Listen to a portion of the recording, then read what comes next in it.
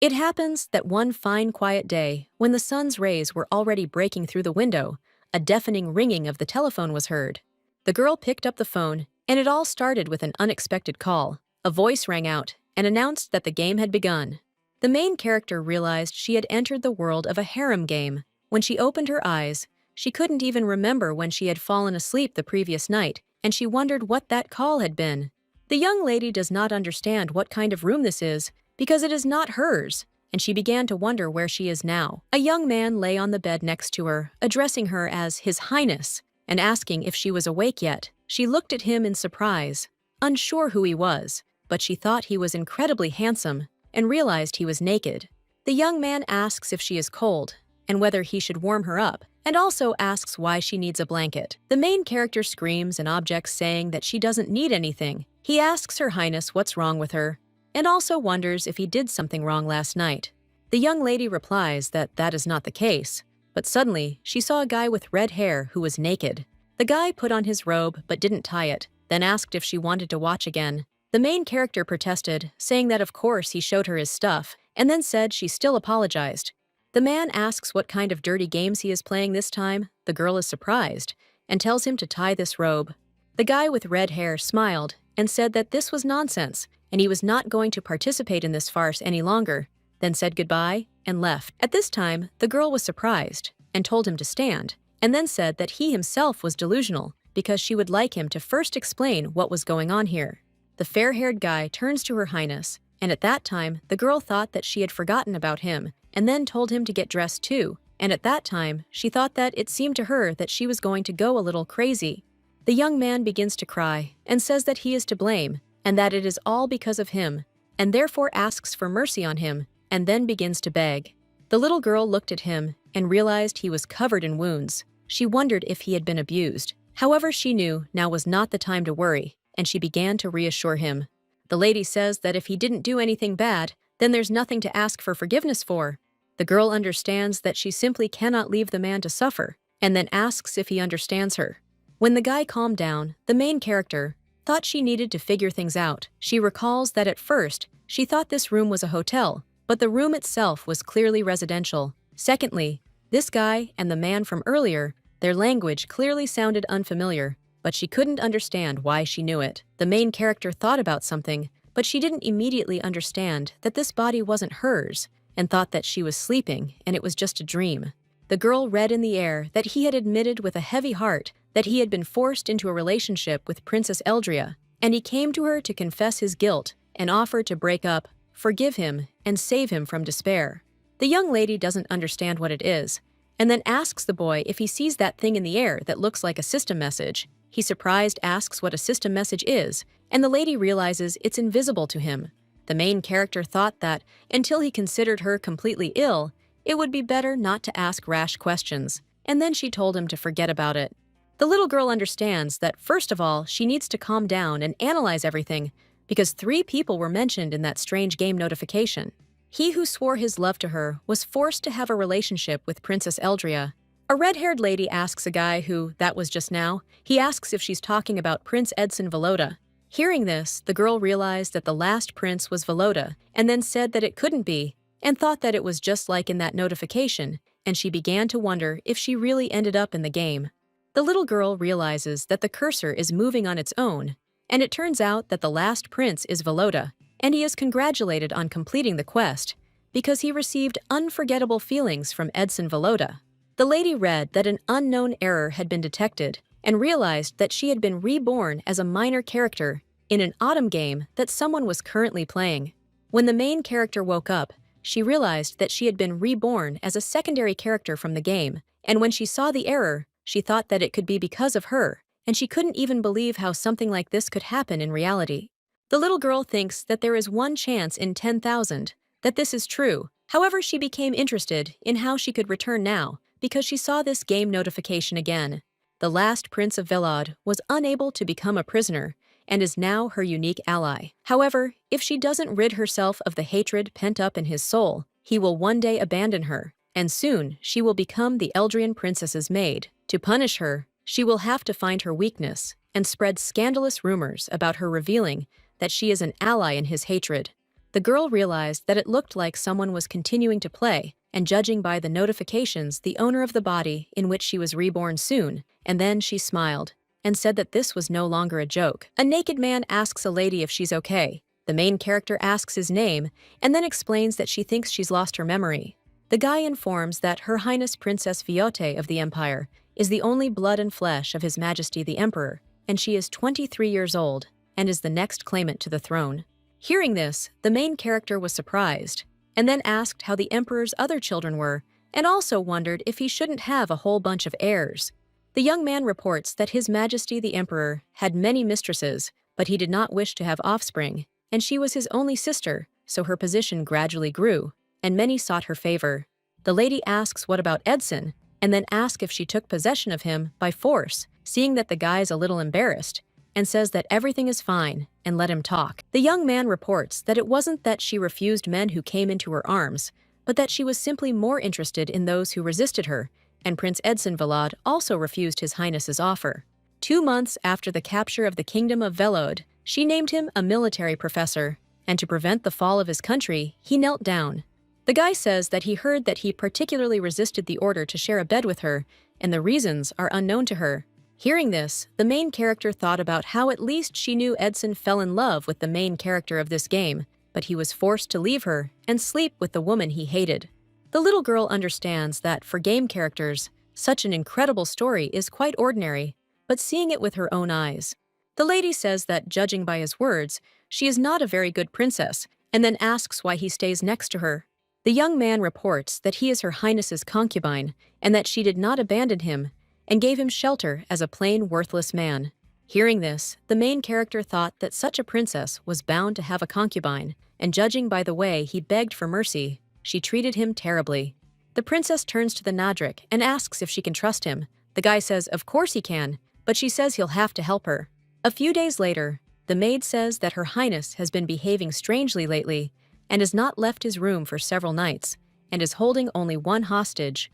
When the maid saw her mistress, she was surprised and asked if she had left her room. The princess replied that they weren't too noisy. The maid realized that she had done something wrong and then reported that she had committed a mortal sin, and at that time, the main character became interested in whether she had said everything correctly and also wondered if Princess Eldria would have said the same.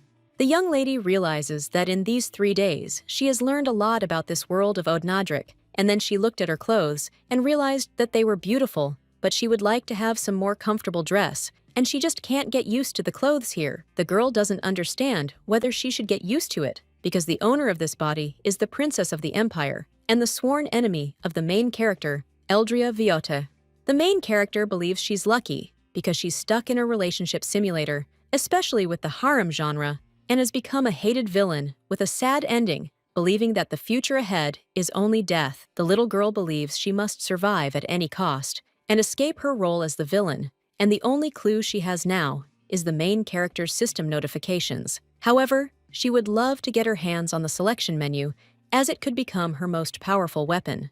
The maid turns to Her Highness and asks if she needs anything, and at this time the main character thought that she must do everything possible, and then orders Edson to be called immediately Veloda.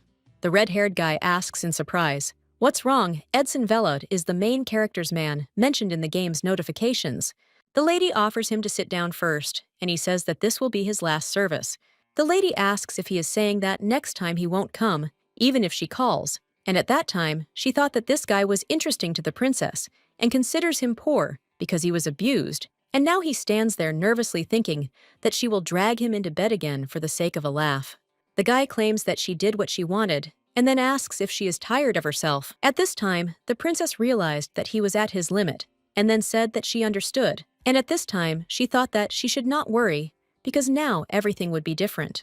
The notification gives a hint that Sen left her briefly, and it is unknown when he will return, and she has options for an answer. Wait, find the princess, go to Rovia, who is waiting in her room. The girl read the name Rovia and realized that this was the name of one of the princess's 3 concubines that Nadrika had spoken about. The lady thought that she was sorry, and if she had chosen the answer, she would have been able to recognize the face of the man who intended to finish her off. A system alert informs her that Rovia tried to kiss her. He laments that she hasn't visited him in a long time, and if she doesn't accept his feelings, his love for her may weaken. Edson may return, and therefore she must make a wise decision to either accept the kiss or not accept the kiss in order to have a connection. At this point, the main character was surprised and looked at Edson thinking that it seemed like he alone wouldn't be enough for her. Then she said that he should do whatever he wanted, however he wanted. Hearing this, the man was surprised, but she smiled and asked if he regretted letting him go like this. He insisted it was nonsense, but she said she would grant him a plot of land. Edson asks what she is saying, and the lady explains that she has nothing in mind, and that is for sure, and then says that if he wants, he can take any person from the palace with him, and for example, it could be his beloved. The lady looked at the guy and thought that he thought she would try to harm her, and she wondered if he would decide to run away with her. Edson suddenly grabs the lady by the neck, and seeing this, the maid screams and turns to her highness and says that there is no one outside, but she will call the guards. The princess assures that everything is fine, but the man tells her not to touch her. The lady offers him to do what he wants, and also asks if he lacks gunpowder. The man says that if she lays a finger on his beloved, he will kill her, and then suggests that she remember that he will make her pay for everything, both for making innocent people scapegoats and for considering human lives to be absolutely nothing. The young gentleman says that he will definitely let the whole world know what dirt is hidden behind the seductive appearance, because he believes that she will not like it. The main character asks if he knows her well, and also wonders if she would start talking empty words. After these words, the man knelt down and asked to spare her, and if Uriel was left alone, he would not care what happened to him. At this time, the young lady thought that now he sees pure evil in front of him, but he understands that in fact the object of his anger and curses is not her. The princess reflects on the fact that she is not to blame for his misfortunes, since she considers herself to be exactly the same victim, since she was deprived of herself and her own world, finding herself in this game against her will, and does not understand why she should stand here and listen to how she is reviled. Eldria is interested in whether all he can do is curse her with pathetic words, and then says that she is able to bring to life everything he said. The main character believes that Uriel in this game jumps into other people's beds, neglecting Edson, and he easily sacrifices himself for her, and understands that she is unable to tell him. The lady tells him not to be afraid, because she will not do anything to him or her if he does not want it, and asks if he wants to know why, and then says that he is a pathetic man, and she is tired of him, because he got boring to her faster than she thought, and even to the toy that she really wanted, she loses interest when you get it. The maid turns to her highness and says that she has an unhealthy complexion, and the mistress says that she is a little tired, and if you think about it, she has been serving her all day today and asks her name. The maid says that her name is Hess, and she is his highness's personal maid, and the princess says that that's all for today, and that she should go and rest. When the main character lay down in bed, she thought that she was very tired, and reflected on the fact that she had changed the development of the game, and therefore now she was left to watch what would happen next. A system alert informs her that she has created a connection with Rovia within a limited time, and so they congratulate her, because she has captured his heart a little, and then asks if Edson is cycling as entertainment for her. The man with red hair asks if she is saying that she did not hear the screams of innocent people dying because of her. At this time, the princess thought that her words would sound cruel, but she believed that she had no choice, and then said that she would tell him something very interesting, where his beloved was now, with whom, and what she was doing, and at this time, she thought that in the end they were just game characters. Edson tells her to shut up, and the girl thinks that she just needs to get her life back.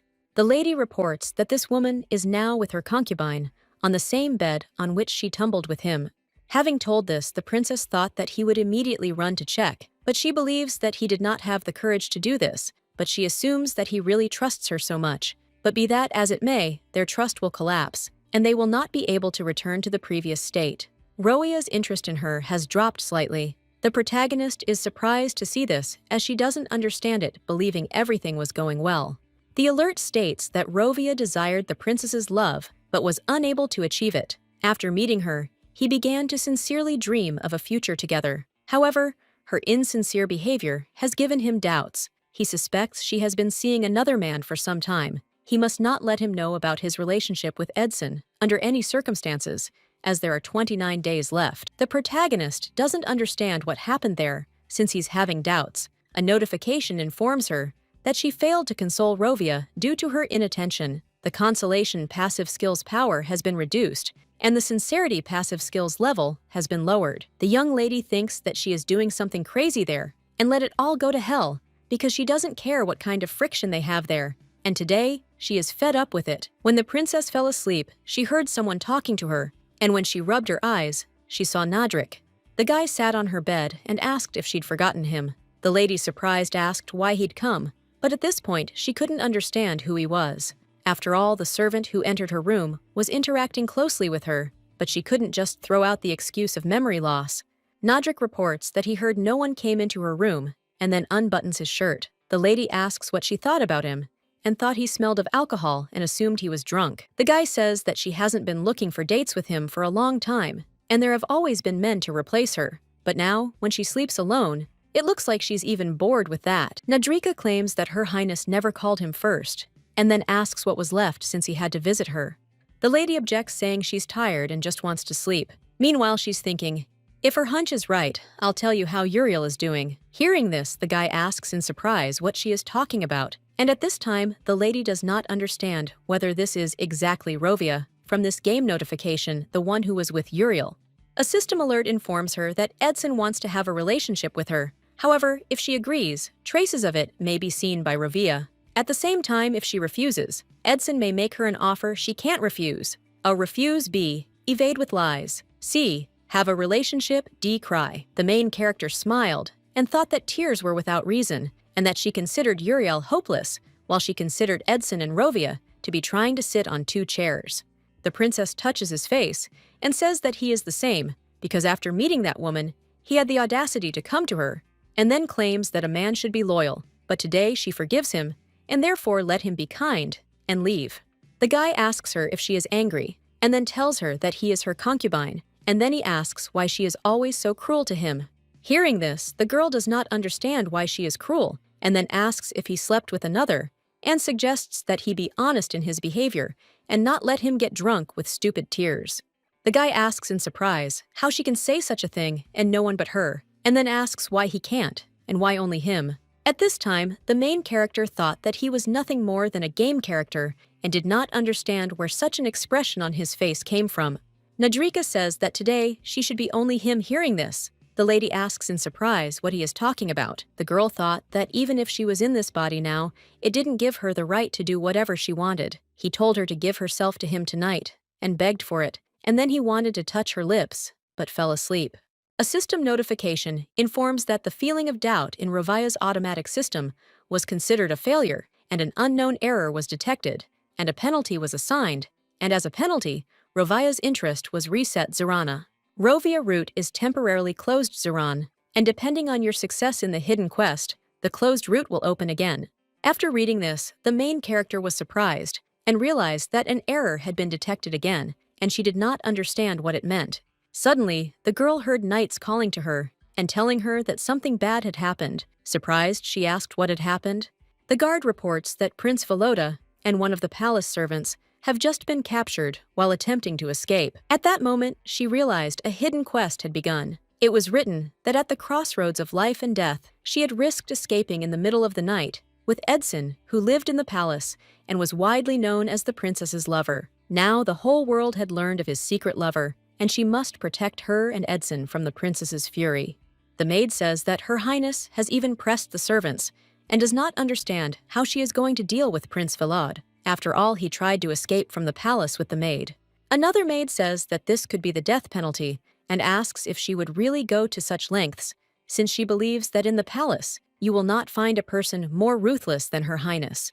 The princess turns to them and asks why they did this, and also wonders if this is a way of asking her to finish them off. Edson reminds that she herself said that she was letting them go, and the lady says that this is true, but does not remember allowing them to escape. The man screams and explains that he was afraid that she would take Uriel away from him, because who knows what she might come up with. The lady insisted she'd promised she wouldn't do anything, and at that moment, I looked at him and realized he didn't believe her one bit. Then I looked at the maid and realized I'd finally seen her. Uriel is the main character of this game, who has not a shadow of fear on her face and is not afraid of death because she believes that she will not die at the hands of a secondary character. The main character does not understand where she gets the feeling that she is familiar to her and as if she has met her before. Elson says that she can finish him off, but let this girl go, and then asks if his life is not enough to calm her anger. The princess asks if he really wants this, and also wonders if he values this girl, or if the value of the life of the royal family of Volota is so small.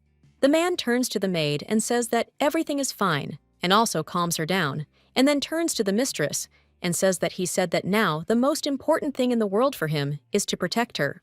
A system alert informed that Princess Eldria knows the truth about him having fun with her concubine, and her patience is running out, and she must appease the princess's anger, and therefore must choose carefully because Edson's life depends on it. Volota. Uriel chose the answer to claim that she has no connection to Edson. Then she says that nothing connects her to this man, and screaming, she declares that he dragged her along by force. The princess says she'll let them both go. Hearing this, the man asks in surprise what she's talking about, and the lady explains that she'll give them so much money they'll never spend in their entire lives, but only on the condition that they never return. The main character believes that as long as Uriel is nearby, Edson will not think about the place, and he will not attempt on her life. The princess understands that things are more complicated. With Uriel, Edson isn't enough for her, so she'll probably want to stay in the palace, but she believes it's better for her to surrender. Rovia enters the room and asks the maid why she is here with him. The main character thought about how Edson had now seen everything with his own eyes, and finally realized that Uriel actually had another woman, but he understood that even though he was trying to hide it, it was clear that he had been seriously wounded. A boy with blonde hair turns to the maid and asks how she could do this to him. Seeing this, the princess thought about how he'd recently been hitting on her, and now he was having a showdown with Uriel right in front of her. She couldn't understand why, instead of her precious sleep, she had to watch a scene from a B-movie. The main character turns to Rovia and says that he knelt down, and at that moment she smiled because she realized that she now had to sort out their problems. The princess says that apparently he is not satisfied with his status as a concubine, and therefore she lets him go and he can be free. The young lady does not understand what kind of reaction this is because she said that she would allow them to do as they wish, and then she said that they could also leave the palace together. Edson objects and doesn't want to leave, and the lady asks what's wrong. Rovia says that this bastard has no pride at all. The system alert says that the broken heart item can no longer be put back together, and that no matter what he does in the future, Edson will not leave her. But this item may disappear, and she must be careful. The main character looked at Uriel and saw that she was laughing, and thought that this situation was amusing her, and then said that that was all. The maid turns to Her Highness and tells her screaming that she does not want to leave the palace because she thinks that leaving with this man is stupid since she came here to serve Her Highness. Uriel claims that she is truly innocent and therefore asks to be allowed to stay and serve her personally. At this point, the princess realized she had decided to find her weak spot and thought she was a complete idiot. The maid explained that she hadn't wanted to run away from the start, but this man had forced her. Edson tells her to stop because he believes that she does not want to die and leave either, but now he says that he is burning with desire to serve her, and then asks how much their capricious Uriel wants. The main character understands that even if she's thrown out, she won't back down, and will ultimately kill her. The princess understands that she must end her life before it's too late. Her Highness says she can do whatever she wants, but she should forget about becoming her maid. Hearing this, the maid thanks her, and Edson says he'll be staying here too. Hearing this, the princess thought about what it meant. This was only the beginning, because the game was just beginning. A system notification informs you that the quest at the crossroads of life and death has been completed, and congratulations, and the Rovia interest reset has been saved. Rovia's route, Zuran went from disappearing to awaiting disappearing status, and life is awarded as a reward.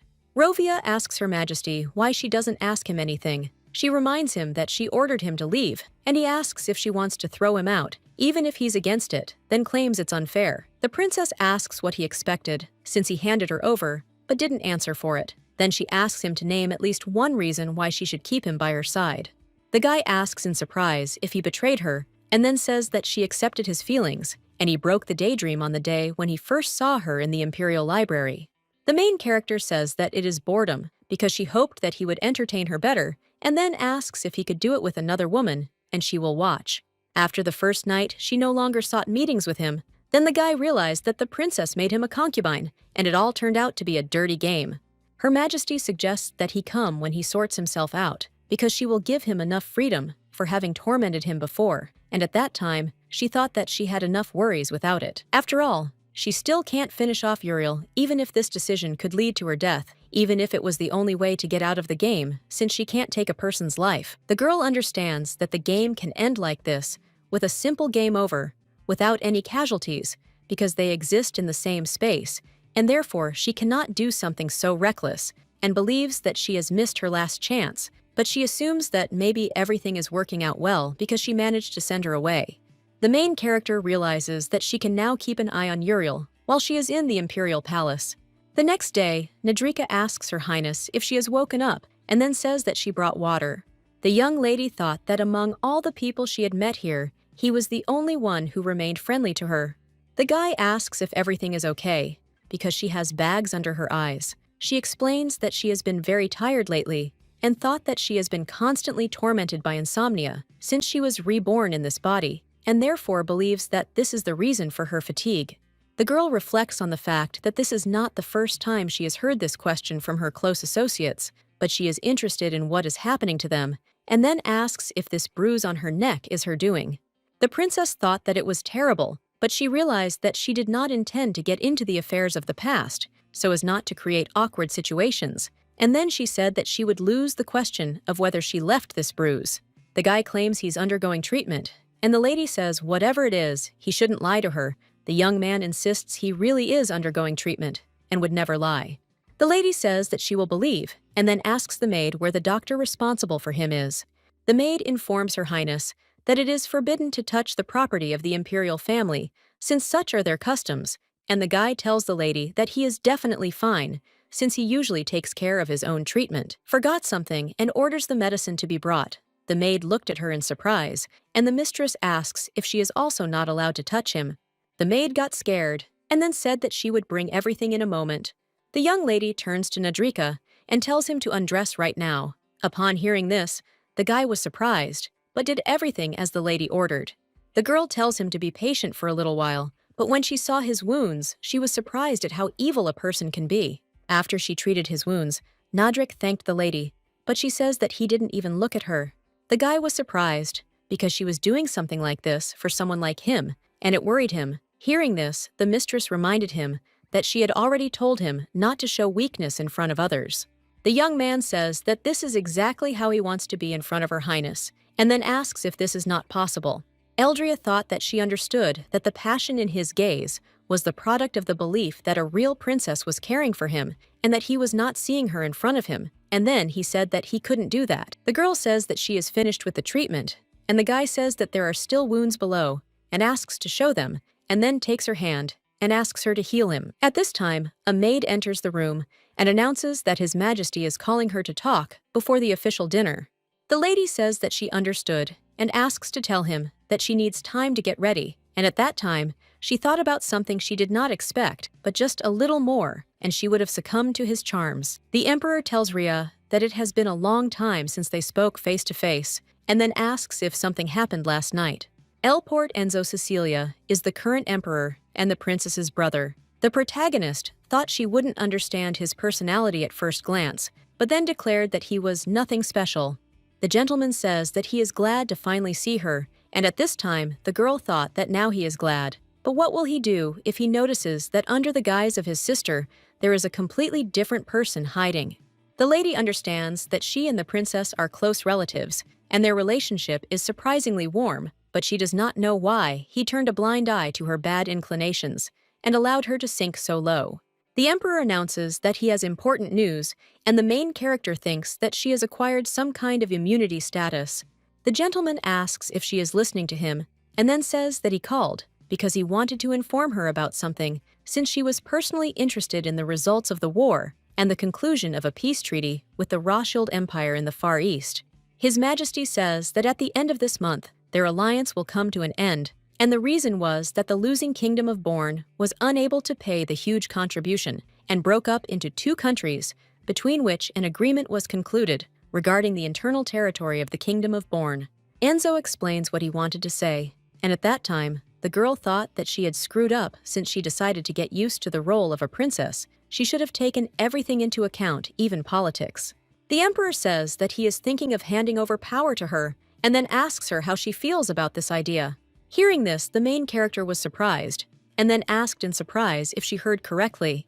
He says that if his sister is unhappy, she can do as she pleases. And then he objects and says that in times like these, it is better to actively make connections. And then he calms her down and tells her not to worry because she has plenty of helpers. The emperor reports that her loyal knight is just returning and therefore believes that there should be no problems. Hearing this, the princess asks if this is really true, and at that moment, she becomes curious about whom he is talking about. His Majesty informs her that he will return with great merit and then asks what she will do.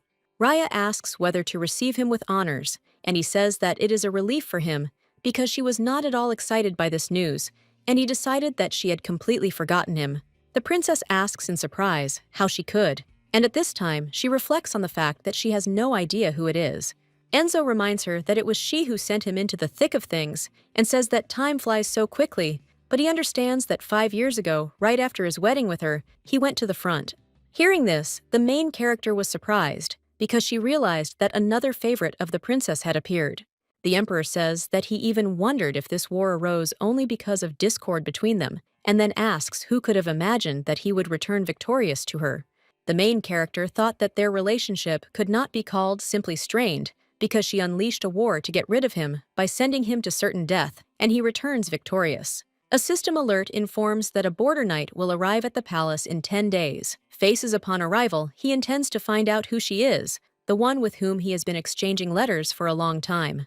Until that moment, she must become the princess's personal maid and arrange a chance meeting with him, the princess's second concubine, since the remaining time is 9 days. The maid looked at Her Highness and wondered what she was thinking so deeply about. At this time, the main character is thinking about how this crazy guy decided to push all his responsibilities onto her, and she doesn't understand how she could have known that everything would turn out like this. The girl recalls that the emperor said that he did not know what changes had occurred in her soul, but when he heard about the events of the previous night, he believed that she was capable of conducting these negotiations because she had enough wisdom and mercy for this. The princess understands that this is how she looks now, and the soul in this body is really different, so one can say that changes have occurred because the real princess has disappeared, but has appeared as the one everyone wants to see, and she thinks that this sounds like a bad joke. His Majesty says that of course he understands that she is not yet experienced, so Sir Iclot will help her with the complex details. Rhea asks if he's still her concubine. Enzo asks what she's talking about, and then explains that, of course, until she sends him off to another war. And the girl claims he hates her. The emperor says she knows perfectly well what kind of person he is. The princess thought that she should deal with one favorite, but then so many of them came at once. A system alert informs her that she discovered a note left by Edson, stating that he would be waiting at their regular meeting place. Then it informs her that she's headed toward Rovia, wondering who she'll choose, and Edson's eyebrows. Eldria reflects on the fact that despite the events of this night, she continues this chaos, because she has already rejected 2 men. The girl thought that it was not Edson, and she had to escape that night, and then tells the maids that she needs to go outside. The maids were frightened, and then said that such a thing shouldn't be done. Meanwhile, the main character couldn't understand what the princess was doing outside to cause such a reaction. The lady orders one maid to remain, and the rest to leave. Hearing this, the maid screams and says she will take care of Her Highness, then runs up to her and falls on her knee. At this time, the young lady thought that this girl was full of surprises, and that if she went on a little longer, she would have crushed her to the floor. The maid turns to Her Highness and asks for forgiveness, and then says that she is ready to do anything to atone for her guilt. The main character asks her name, and the maid replies that her name is Daisy, and then asks not to finish her off because she is terribly, terribly guilty. At this time, the girl thought that she herself did not notice how she laughed, and then asked Drays if she was okay, and if she hit her head. The princess says she will spare her if she stops crying. Hearing this, the maid, surprised, asks if this is true, and whether she won't punish her. Rhea suggests that as punishment, she tell him where there is a secluded spot in the palace park. When the young lady went outside, she thought that she had come to life a little, and understood that the day was not over yet, but her heels were already burning from fatigue, and she felt as if a hurricane had swept through her world, trembling, before the Princess Nadric, thirsting for her love Rovia, Edson, who mortally hates her, and the terrifyingly unknown Eclot. The main character realizes that these are strange connections. There is no love, no trust, no understanding. The girl doesn't understand whether she will be able to return to her real world, and she wonders what if she has to live like a princess stuck in this fictional world imposed on her. Eldria doesn't know what to do, and suddenly, she saw a guy named Edson standing near the tree. The message says that she found a note left by Edson, which stated that he would be waiting at their regular meeting place, and she was walking towards Rovia, and then asks who she would choose Edson Rovia. Uriel turns to the young master, begging for forgiveness, and explaining that she almost did something stupid. She says that when he saw her, and Edson being interrogated by the princess, she understood everything, and then asserts that she can't escape from him with him. The young gentleman asks if she wants to say that she stayed here because of him, and the girl assures that this is true.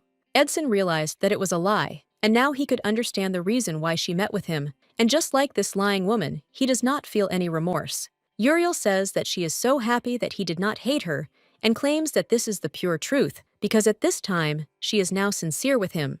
At this time, the guy thought that both he and she do not love each other, but the maid hugs him, and also wants to show that she is sincere.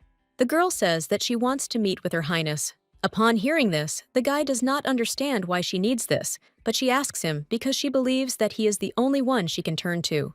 The young gentleman says that he will help her because she is a woman close to him, and he values her. Uriel thought that she didn't have a single bell about increased interest, and the system notification was fierce. She's pissed off and doesn't understand how he could have cooled towards her, considering him a cunning bastard. The message says Rovia has zero interest, and there have been no changes. The maid thought about how, after the skirmish with the princess, the game had reset all her progress, and she realized that if this continued, the route would be closed, and she believed that all her attempts to rectify the situation had ended in failure. The maid doesn't understand what to do, and thinks that she can stay on the sidelines and watch, but she knows that this shouldn't be the case, because she is the main character of this game, and then screaming, she says that it's time for him to return to her. Uriel saw the princess's concubine, and of course was happy, because she had a plan for him. At this time, the main character greets Rovia, and thought that this must be the place where he is going to meet Uriel. At this time, the guy leaves, and the girl asks him to wait, and thought that they could just disperse, pretending that they did not see each other. But she believes that even if they both feel awkward, she cannot leave everything as it is. A woman grabs a man by the hand and asks where he's going. He surprised asks why she's grabbing him, as he doesn't think they're in the right relationship for bowing to each other. The main character wonders if he'll leave without even saying hello, and then sees a notification that Rovia doubts her because of her desire to meet Princess Eldria. The following options are possible. A. Say she wants to become his personal maid. B. Say she wants to beg for forgiveness and receive Rovia. C. Don't give a reason. The young lady understands that she left Edson and went to Rovia, and thinks that she doesn't really need him, but no matter how important her place as a personal maid is, she acts so cruelly.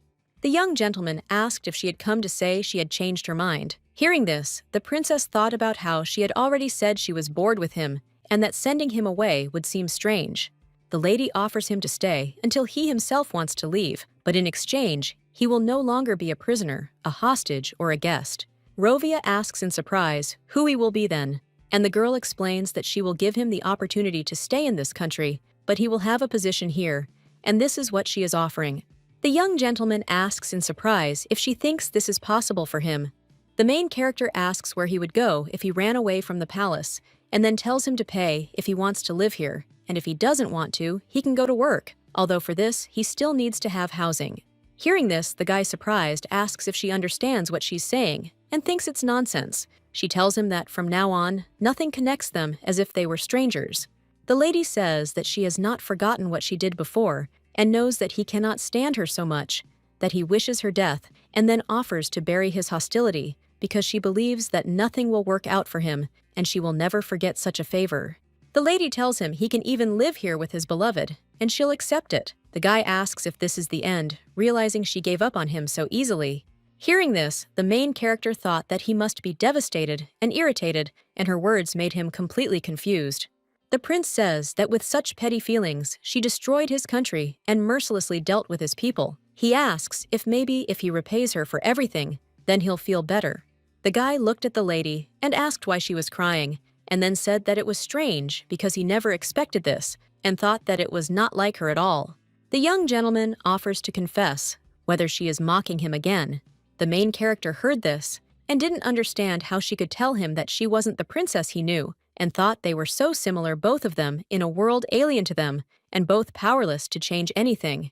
The girl asks for forgiveness, and then says that she is sorry, and at that time, he thought that if she had appeared here a little earlier, he would not have had to experience so much suffering. Rovia screams and orders him to stop, and stop messing with his head, he asks her to stop. At this time, a maid approached them and asked Edson where he was, and also wondered how long he had been waiting for her. At this time, the main character does not understand why she hid and why she suddenly burst into tears in front of him. Uriel hugs the gentleman and asks for forgiveness. He says that it's nothing, since he didn't wait for her for long, and she explains that she didn't apologize for that. The young gentleman says that he only needs her, and that these are his feelings, and then says that in time he will tell her, because he believes that she has a right to know. Eldria doesn't understand why she decided to stay and not run away, and then she thinks about how much he loves her, and how she'll never find another man as devoted to her. She thinks it's astonishing and so ridiculous that it's no longer funny. The system notification says that under these conditions, he still chooses her and asks what her actions should be. A. Say that it is hard to look at him and break up. B. Thank him and have a connection. C. Have a connection now with special passion. After reading this, the main character doesn't understand what's happening right here and now and what other options there are, and she thinks that maybe this notification is joking. The girl thinks that even if she offers this, Edson will refuse, and at that time, she thought that he knows that she is hiding here and thinks that she should choose option A. The young lady thought this girl was out of control. The young master told her to wait, thinking someone might see. The maid said she didn't care because they no longer had to hide their relationship, and then they kissed. The maids asked Her Highness if she had returned. Meanwhile, the mistress reflected on how she had hung around there until sunset while they had had their fun, and that she was tired and had only just gotten a migraine. The main character thought that she and Edson were similar, but she realized that, unlike her, he has someone dear to him. And when the lady entered her room, she saw Nadrik and then asked what happened, since his face was gone. The guy turns to Her Highness and tells her that the woman touched him, and the lady, surprised, asks which woman he is talking about, and at that time, she thought that Nadrika thinks that she is a princess who has lost her memory, and since she is the current one, she knows this woman. The lady asks if he's talking about Uriel, and at this moment, she reflects on what she's been wondering, if Nadrika is one of Uriel's love interests in the game. The princess asks if he slept with her. Hearing this, the guy screams and insists that he didn't and never would. The main character looked at the guy and couldn't understand why he even cried so beautifully. She could admire it forever. She thought he and Uriel were clearly not close. The lady asks who if not. She was so impudent that he dared to touch her concubine. Nadrika says everyone knows that even if he's harassed, Her Highness will be told. The lady asks why he's kept quiet until now, and he replies that it's because Her Highness would have killed him. The young lady asks if he thinks she is capable of this now, and the guy replies that she is, and the main character asks where this woman touched him. The guy looked at his mistress with embarrassment, and then she kissed him. He says he doesn't remember, but if she tries again, then he'll remember. The girl kisses him on the hand and asks if that's where they kissed him, but he sits quietly and doesn't even move because he really likes it. By guards enters the room, he addresses Her Highness and says that he is a gentleman from the House of Lebanon. The knight explains that this man persistently demanded to meet with her, and they tried to drive him away, but he suddenly broke through. The gentleman fell on his knees and claimed that he was guilty, and the princess said that this was enough and let them see him. At this time, the gentleman, hearing this, screams and tells them to take their hands off him because they don't even know who he is, and then turns to Her Highness and asks why she pretends not to recognize him, and then says that he is her favorite, and she said that she will soon give him status. The princess says that unfortunately this won't happen, and then orders him locked up for the night. Hearing this, the man cries out and says he can't believe it. The gentleman, screaming, says that she took the rusty one, and as soon as he becomes Her Highness's concubine, the first thing he will do is cut off their heads, and then screaming tells them to let him go. At this time, the main character thought about how they only had to appear before her, and they would start shaking with fear, and she thought that apparently it was nothing for the princess to destroy someone's tin, and if she became interested in whether all these were really bloody traces of her actions. The girl understands that she doesn't need a life where everything depends on her, so much that everyone watches her every gesture, and as if on command, cries or smiles. The princess approaches the boy and asks if he thinks others can't touch him because he belongs to her, then hugs him. The boy agrees, and the lady explains that he belongs only to himself. The lady says that this is why he acted as he saw fit, and did not do what he did not like. Hearing this, Nadrika objects and says he doesn't like what Her Highness doesn't like. She says that's how it was before, and she gave orders and he obeyed, but that's not what she wants now. The lady tells him she wants him to be more free and happy, then kisses him on the cheek. Meanwhile, the guy blushes, and she thinks he looks very cute. Eldria says that if he doesn't like something, then she doesn't either, and thinks that it's very good. The maid brought the lady tea, and she asked how long she had been working at the palace. The maid replied that it was 4 years. The princess says that this is a lot, and then asserts that then she should know that Nadrika confessed to her very long and frankly yesterday, and she was surprised that many in the palace do not take her seriously. Hearing this, the maid was surprised and frightened, then asked what he had told her. She turned to Her Highness and claimed she was innocent, but the mistress replied that she knew everything. The maid falls to the floor and begs for mercy, then announces that she has committed a mortal sin. The princess says that if she wants to live, she will have to answer all her questions without a shadow of a lie. The knight turns to Her Highness and informs her that they have caught them, as she ordered. Edric looked at the servants. You say that since they all recognize each other, they understand the crime that unites them. The main character claims that their shamelessness has crossed all boundaries, and she knows everything they have done.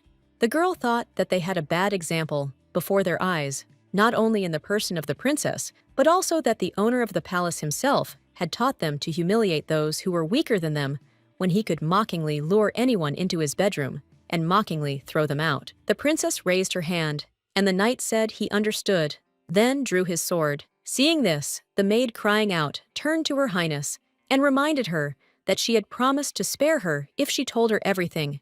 The lady says that she would not like to stain her shoes with blood, and then orders them to be taken outside, and at that time, she thought that in fact, she does not want red liquid on her hands, but she also could not help but frighten them. Eldria says that she was thinking about beheading them as a warning to others, but she will give them another chance, and suggests that they remember, because there will be no mercy the second time. The next day, the maid tells the other maids that her mistress is very cool, and Her Highness turned out to be even cooler than she thought. The maid asks Drazi what she is talking about and who is cool, and the girl replies that it is Her Highness. Hearing this, the head maid asks if she's had her fill of supposedly edible mushrooms and is now delirious. Drazi assures her that this is not the case, that the mistress is such a sweetheart, and that serving Her Highness is a blessing. The maid asks in surprise if she's crazy, and then wonders if she doesn't know that this princess has killed several servants again, and at that moment, she thinks that this infuriates her because she had to give herself to some freak in armor so that he would cover for her.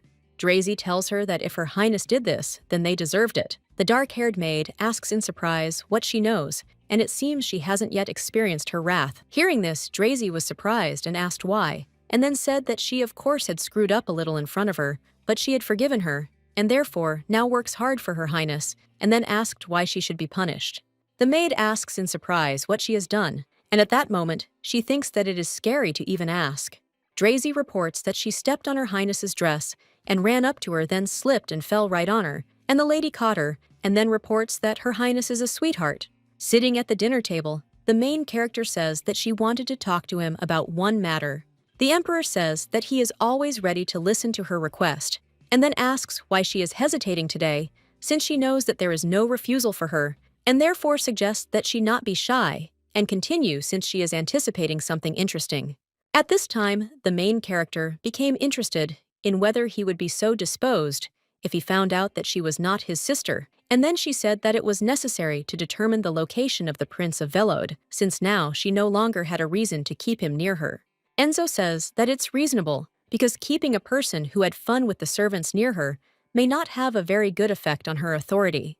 The lady advises that if her concubine status doesn't suit him, he should find another position in keeping with his title. The gentleman thinks this is a good idea and will consider it. Raya says that she decided to leave the maid who was going to run away with him because she begged her to give her a chance to prove her loyalty. The Emperor informs her that the servant's name is Uriel. Upon hearing this, the girl, surprised, asks how he knows the name of some servant.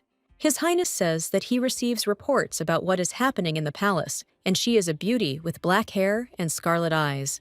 Hearing this, the main character realized that he immediately changed the subject, but suspected that the Emperor was definitely interested in Uriel, and she became curious about what would happen if there was a connection between them in the game.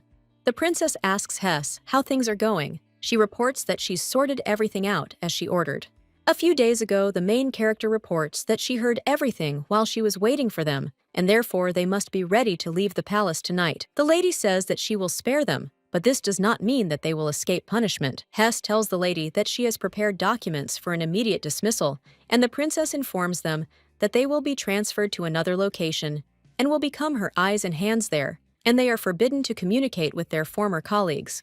The lady says that if it turns out that they are hiding something from her again, or deceiving her, then they will pay for it, and then she says that from this moment on, their lives are hers. The princess tells the maid to send people to the imperial palace this time and let them find out whether His Majesty has encountered Uriel. The next morning, the main character looked at the guy and thought that he was sleeping like an angel, and she looked at him all night, but couldn't get enough. The girl understands that in this world, alien to her, his feelings have become her only support.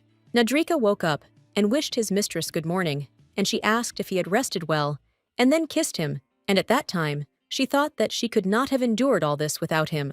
The main character believes that little by little she began to get used to life in the palace, because she thinks that it's good that she's a princess and not a servant. When the maids saw Her Highness, they were surprised and said that the pantsuit suited her very well.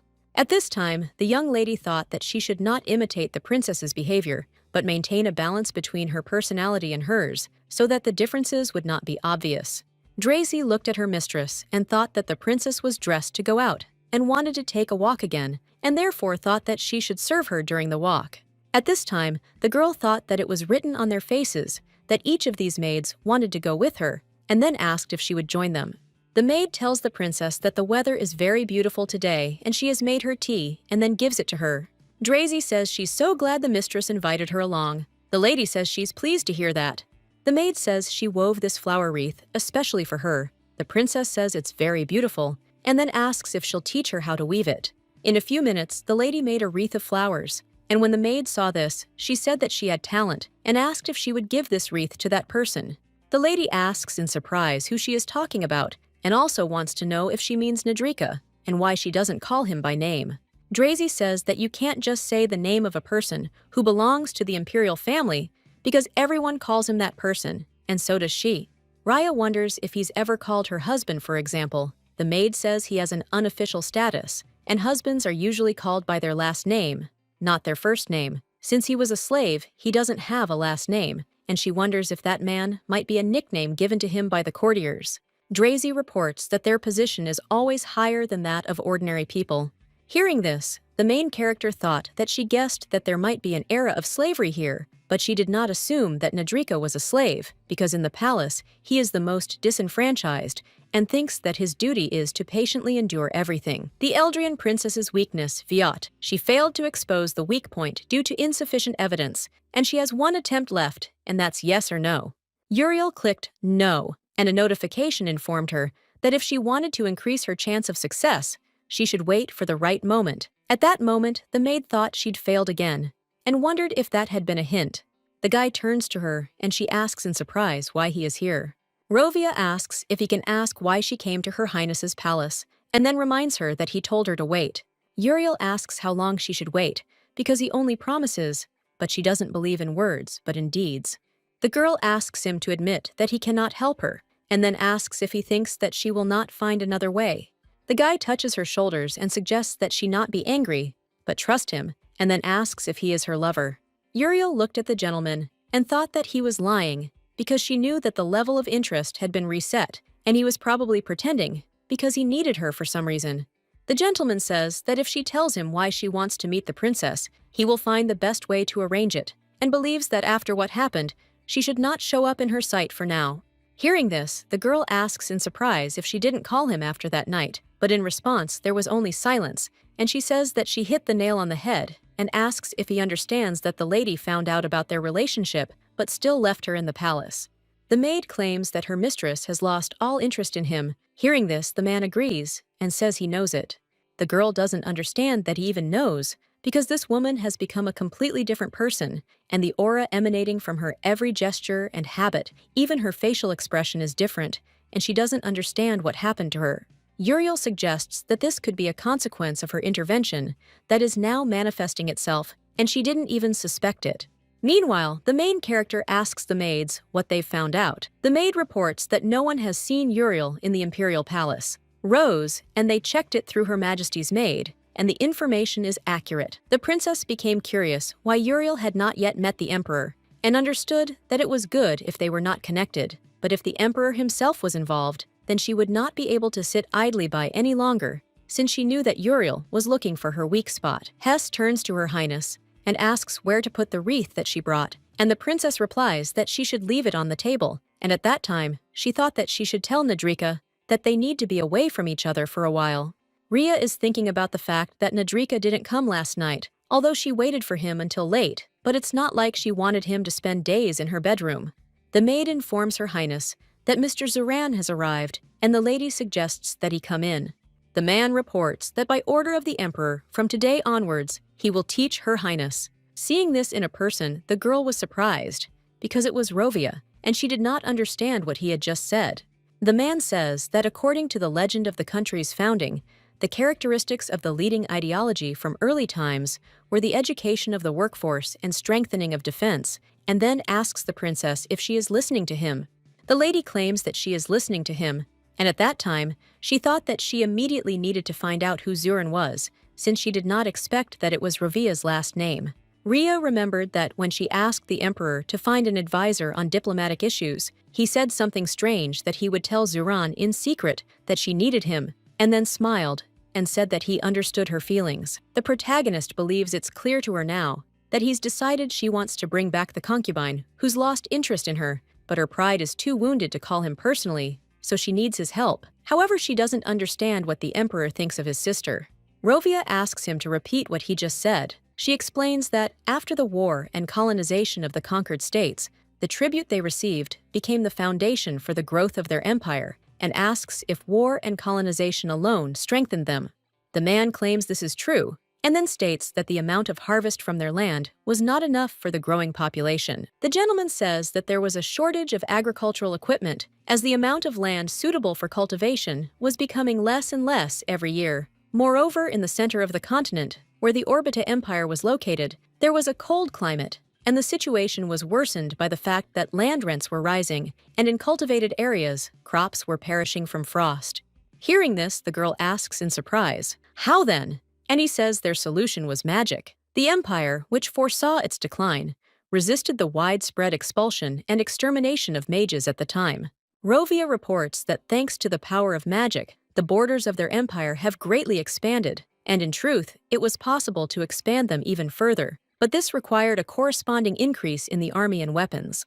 The man reports that if lands are mindlessly enslaved, there is a danger not only of protests by the indigenous population, but also that the taxes collected will not cover the costs of maintaining the captured states, and it is more profitable for them to remain colonies. Zurin says that the Born Kingdom, which was geographically favorable, was originally the prey hunted by the Rothschild Kingdom, and the climate in this country was mild, unlike Valad. Hearing this, the main character asked about Valode. The man explained that Valode is full of mineral mines, making it an excellent colonial source of income, and in a sense a treasure trove of gold, silver, and various rare stones and marble. The princess explains that this is not what she meant, because she thought that she had completely destroyed the bike. Rovia wonders if he has noticed any semblance of pangs of conscience in her, and the girl asks if she has no conscience because of him. The man says that he doesn't believe her, but even if she's not playing a prank on him, it's not only her fault, and it's true that the emperor cares very much about Her Highness, but he's too calculating to miss out on a real benefit. The gentleman says that Her Highness wished to capture Prince Edson Valoda and His Majesty his lands with mines, and therefore their interests coincided, and the emperor satisfied not only her whim, and then says that remorse, and it does not suit her. Rovia asks if she's going to apologize to him, and asks if it's too late for her to regret it. Lady insists it's never too late, even if nothing can be changed. The princess says that if a person does not look back, he cannot change, and guilt alone cannot atone for sins, but it is possible that she can prevent mistakes in the future, and therefore considers this important. The main character suggests ending their lesson here, as she is a little tired and wants to rest. At this time, the man does not understand how she can feel sorry for someone other than him, and he does not really understand who changed her so much. Nadrika entered the room, and when Rovia saw him, She asked in surprise how he dared to appear before the lady without an invitation. At this time, the guy was a little embarrassed, and then asked for forgiveness, but the master stopped him and said that he was a puppet slave for bed pleasures and should only do what he was told, and he should rush at the snap of his fingers and not show his nose unless called. Rovia asks how he can so brazenly impose himself on Her Highness. The boy insists he's no longer a slave.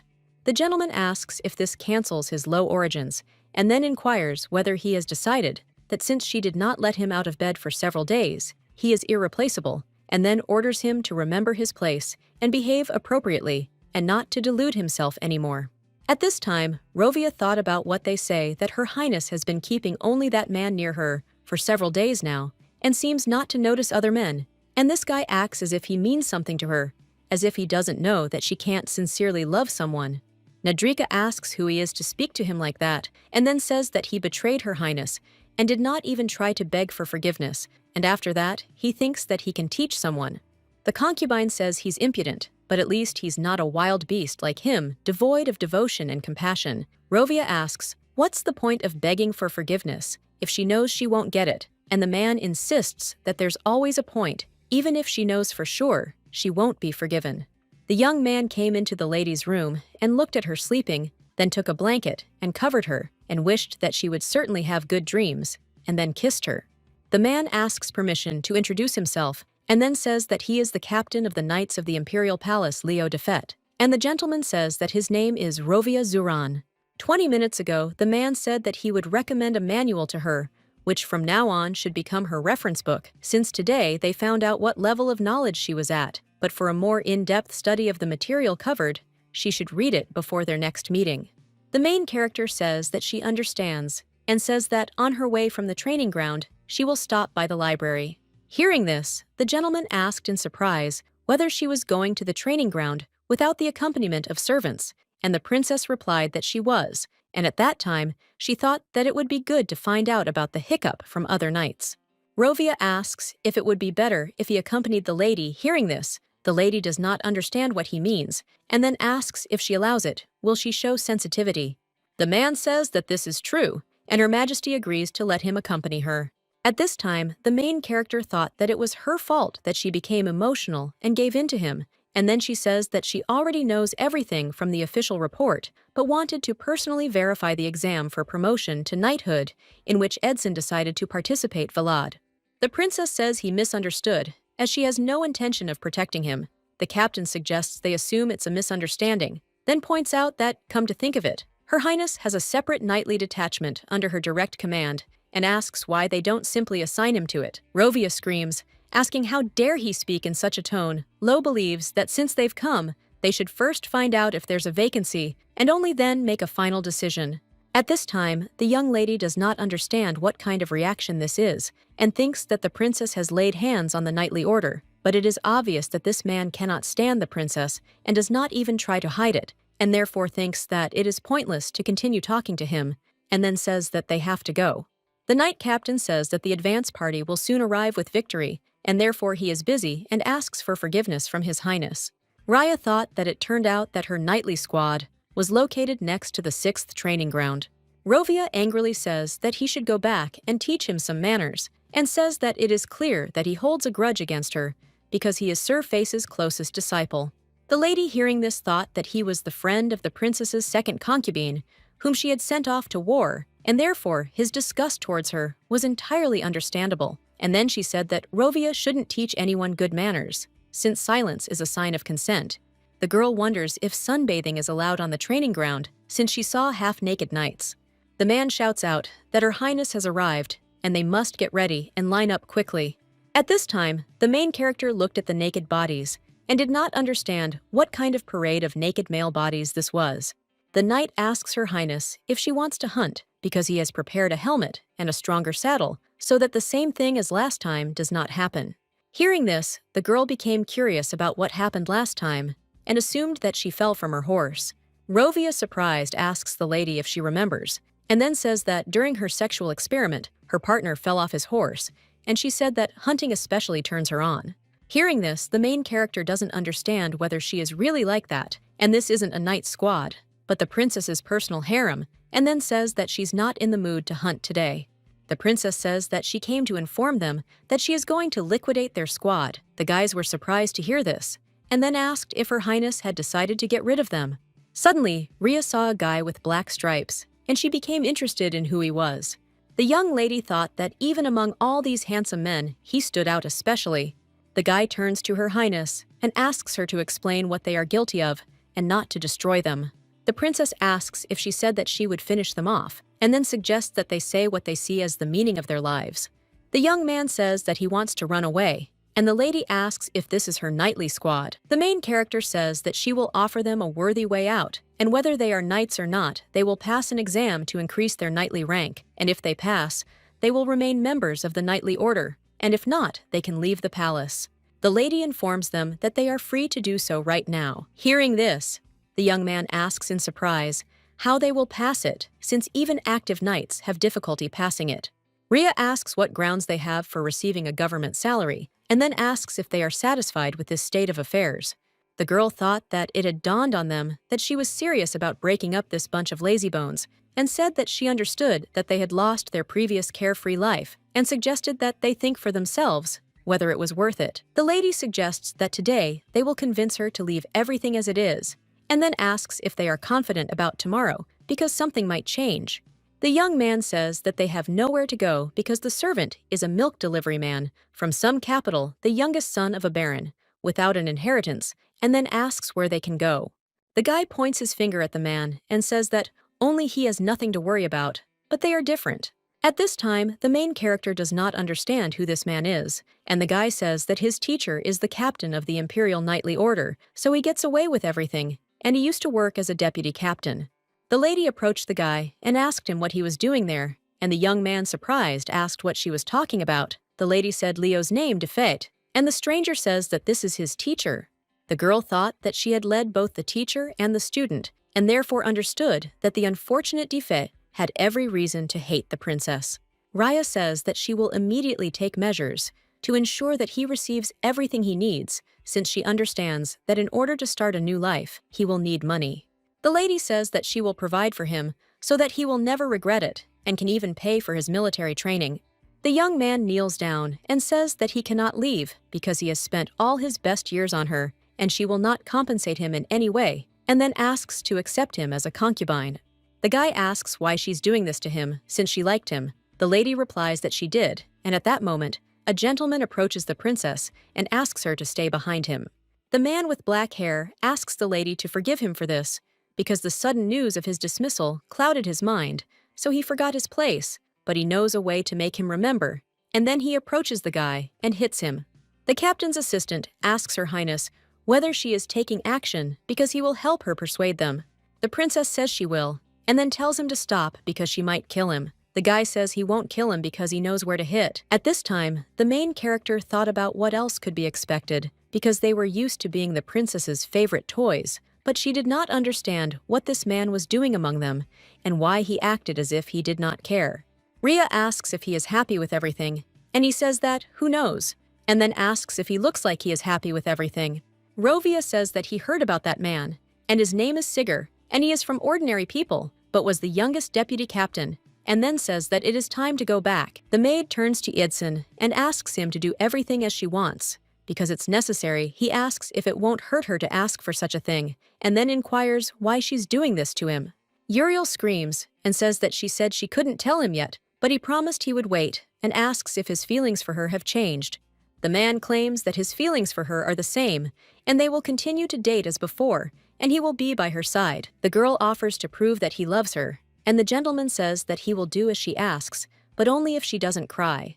The system notification informs that if he wishes, then let him pass the upcoming exam for the knighthood title, and he will be allowed to carry weapons with him, and he will return his sword and hope that he makes the right choice. Unforgettable feelings have moved from a state of expectation to a state of awakening, and the beginning of awakening at 0%, and access is impossible because it was forced to change to a state of inaction. The princess heard how Uriel was grabbed by the maids, and she screamed and asked what they were doing and why she was forbidden to be here. After all, she was a palace maid. The maid asks if she can even pass by this place. Drazy says it's obvious she's not just standing there, then asks if she's planning to sneak into the princess's chambers and tells her not to cause them any trouble. Another maid offers to take her away quickly. Meanwhile, the mistress asks what's going on. Uriel approaches Her Highness and informs her that she has a proposal for her and it is connected with Edson Veladam, and then she says that she won't regret it if she listens to her. The princess says that the two of them are free and that Uriel should follow her. The maid reports that Her Highness has spared her and therefore asks to be allowed to thank her. At this time, the main character thought that she sees right through her and then asks if she still expects to become her maid. The maid agrees with her and then says that in addition to this, she spoke with Mr. Velod and he is ready to serve her every night as before, and then asks if she would like it. Raya says that she doesn't know how she was able to convince him and what she was hoping for when she came here, and then screaming asks how she can do this to him. Uriel looked at her mistress in surprise and asked what she was talking about. The princess informed him that he loved her and asked if that wasn't enough, also wondering how anyone could be so greedy. The young lady understands that in order to achieve her goal, she forced the gentleman to go to the bedroom of another woman, and not just anyone but her enemy, and she offered him this while looking straight into his eyes, and therefore she knows that she burst into tears again to convince him. Uriel asks if Her Highness has a little of that, which she owns, but does not use, and also wonders if it irritates her that she owns Edson's feelings, and orders him to give her his heart. Raya suggests that she remain silent if her life is precious, and then tells her that it will never happen her way, and therefore she must accept it. The system notification says that an unknown error has been detected, and a new ending has been discovered to be happy with what you have. Due to the princess's change, a hidden ending was revealed. When choosing, they will be able to escape the shadow of death that hangs over them and escape the whirlpool of fate, but they will forever be denied endless glory and countless riches. The roots of Rovia will be closed, Zuran and Eclat faces in process. The main character offers Uriel a choice of whether this option suits her, although it is known what awaits them at the end of the game, but it is interesting whether they will return to their world or be stuck in this one forever, but perhaps eternal peace awaits them. The system alert tells them that they can't turn back, so they have to decide wisely and choose to be happy with what they have, or not to choose, since this is the only happy ending in which they won't have to finish each other off. Uriel chose not to choose, and then asked what she had to lose. The notification said it was a hidden ending, and that being happy with what she had was destroyed. The girl says that she suggested this only because she wanted to be useful to her, because every sleepless night, she thought that if she disappeared here against her will, and continues this game out of hopelessness. The main character reflects on the fact that she thought that they were similar, and that by revealing the whole truth, they could help each other, but she made her choice without hesitation. Uriel turns to Her Highness and thanks her for listening to her, and then says that she is embarrassed that she could not thank her because she said everything she wanted, and with that she takes her leave. The princess tells me to tell Edson that this will not happen, and that he should not worry about it. Ria got tired and lay down on the bed and thought about how similar they were, but their paths were different, and she began to wonder if there was really no other way out. When Drazy saw Uriel, she was surprised, and asked what she was doing here since she was forbidden to be here. The maid asks if she heard anything, and then informs her that the ban has been lifted. Drazy, surprised, asks how it was lifted, since she was the one who caused such a fuss yesterday, and therefore thinks it can't be. The dark-haired maid asks what she is saying and how she can lie, especially if it concerns Her Highness, and then says that she was right, because their mistress is such a magnanimous person. Uriel says that they talked with her, and from that day on, she became her personal maid, and now you are carrying out her first assignment.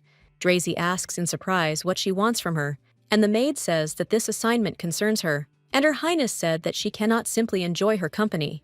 Hearing this, the maid was surprised, because she did not understand why Her Highness did not say this personally. Uriel informs her that she has a secret matter, and the job is not difficult, and therefore she must try to complete it as discreetly as possible, and simply pass this note to the person who is currently at court.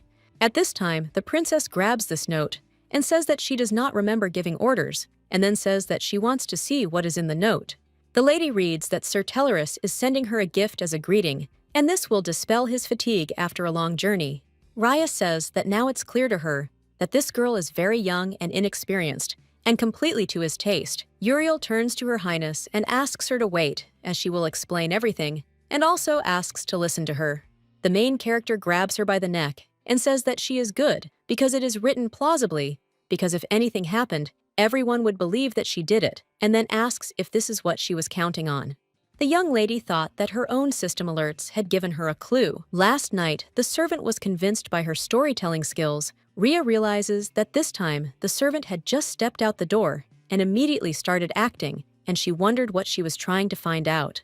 The system alert says that this is a dirty rumor, and that the rumor is that the Marquis of the South Teleris Brita is stealing maids from the palace who suit his tastes, and therefore understands what she wanted to do with this information.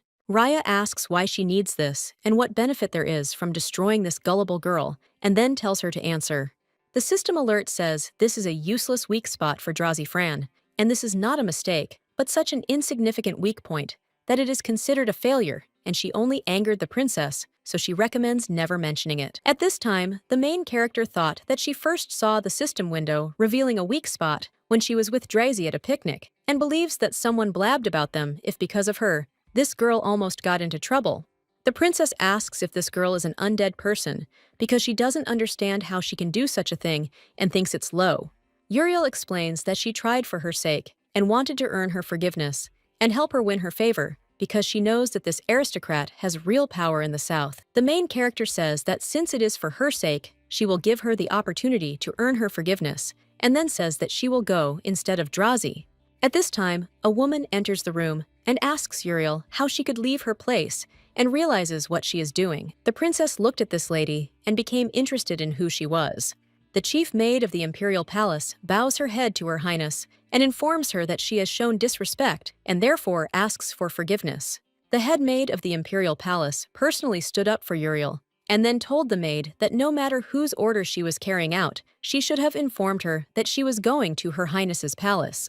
The maid asks her highness if she's angry about this. Ria, surprised, asks what's going on here. System alerts indicate the emperor is interested. The emperor is deeply interested in her who stole 2 men from the princess and escaped her wrath, and he plans to meet her, but as long as he's interested in the palace, no one will harm her.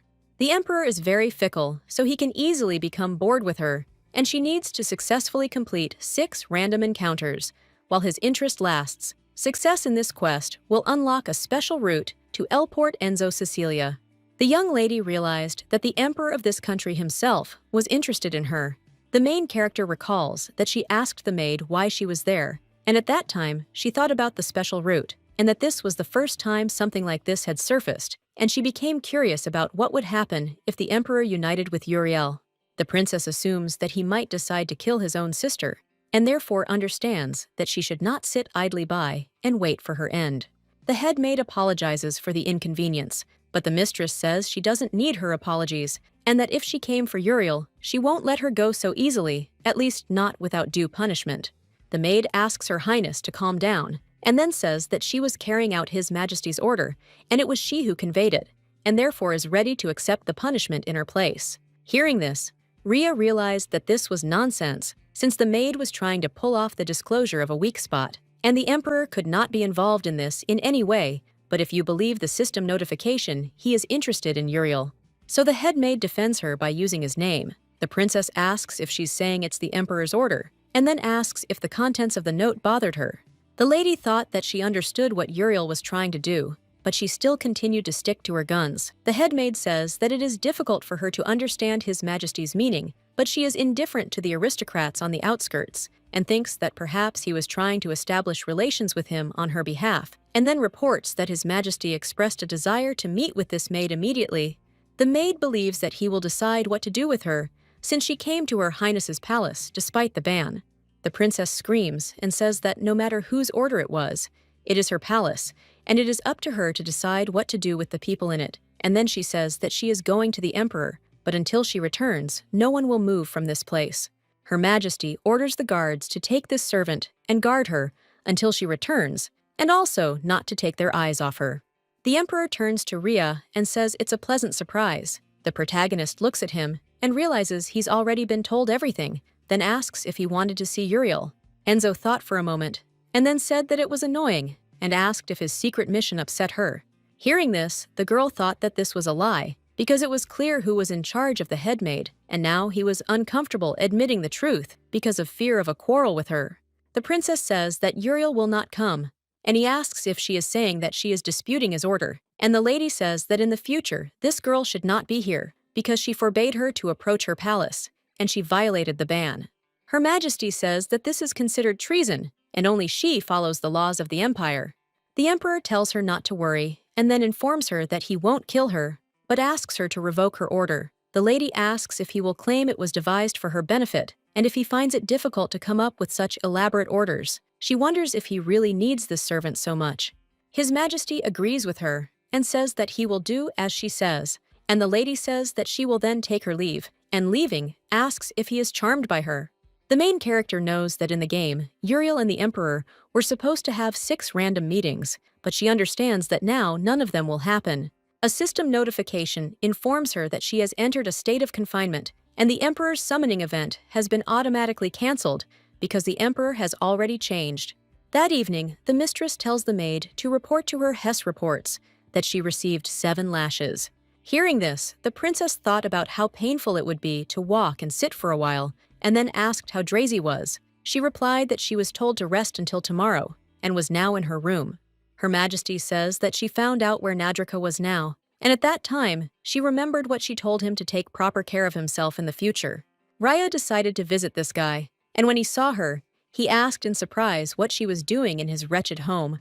The lady says that since he doesn't come to her, she came to him, and then takes him away, and says that it was so long ago, and thought that he had a warm, soft aroma, and then says that she missed him.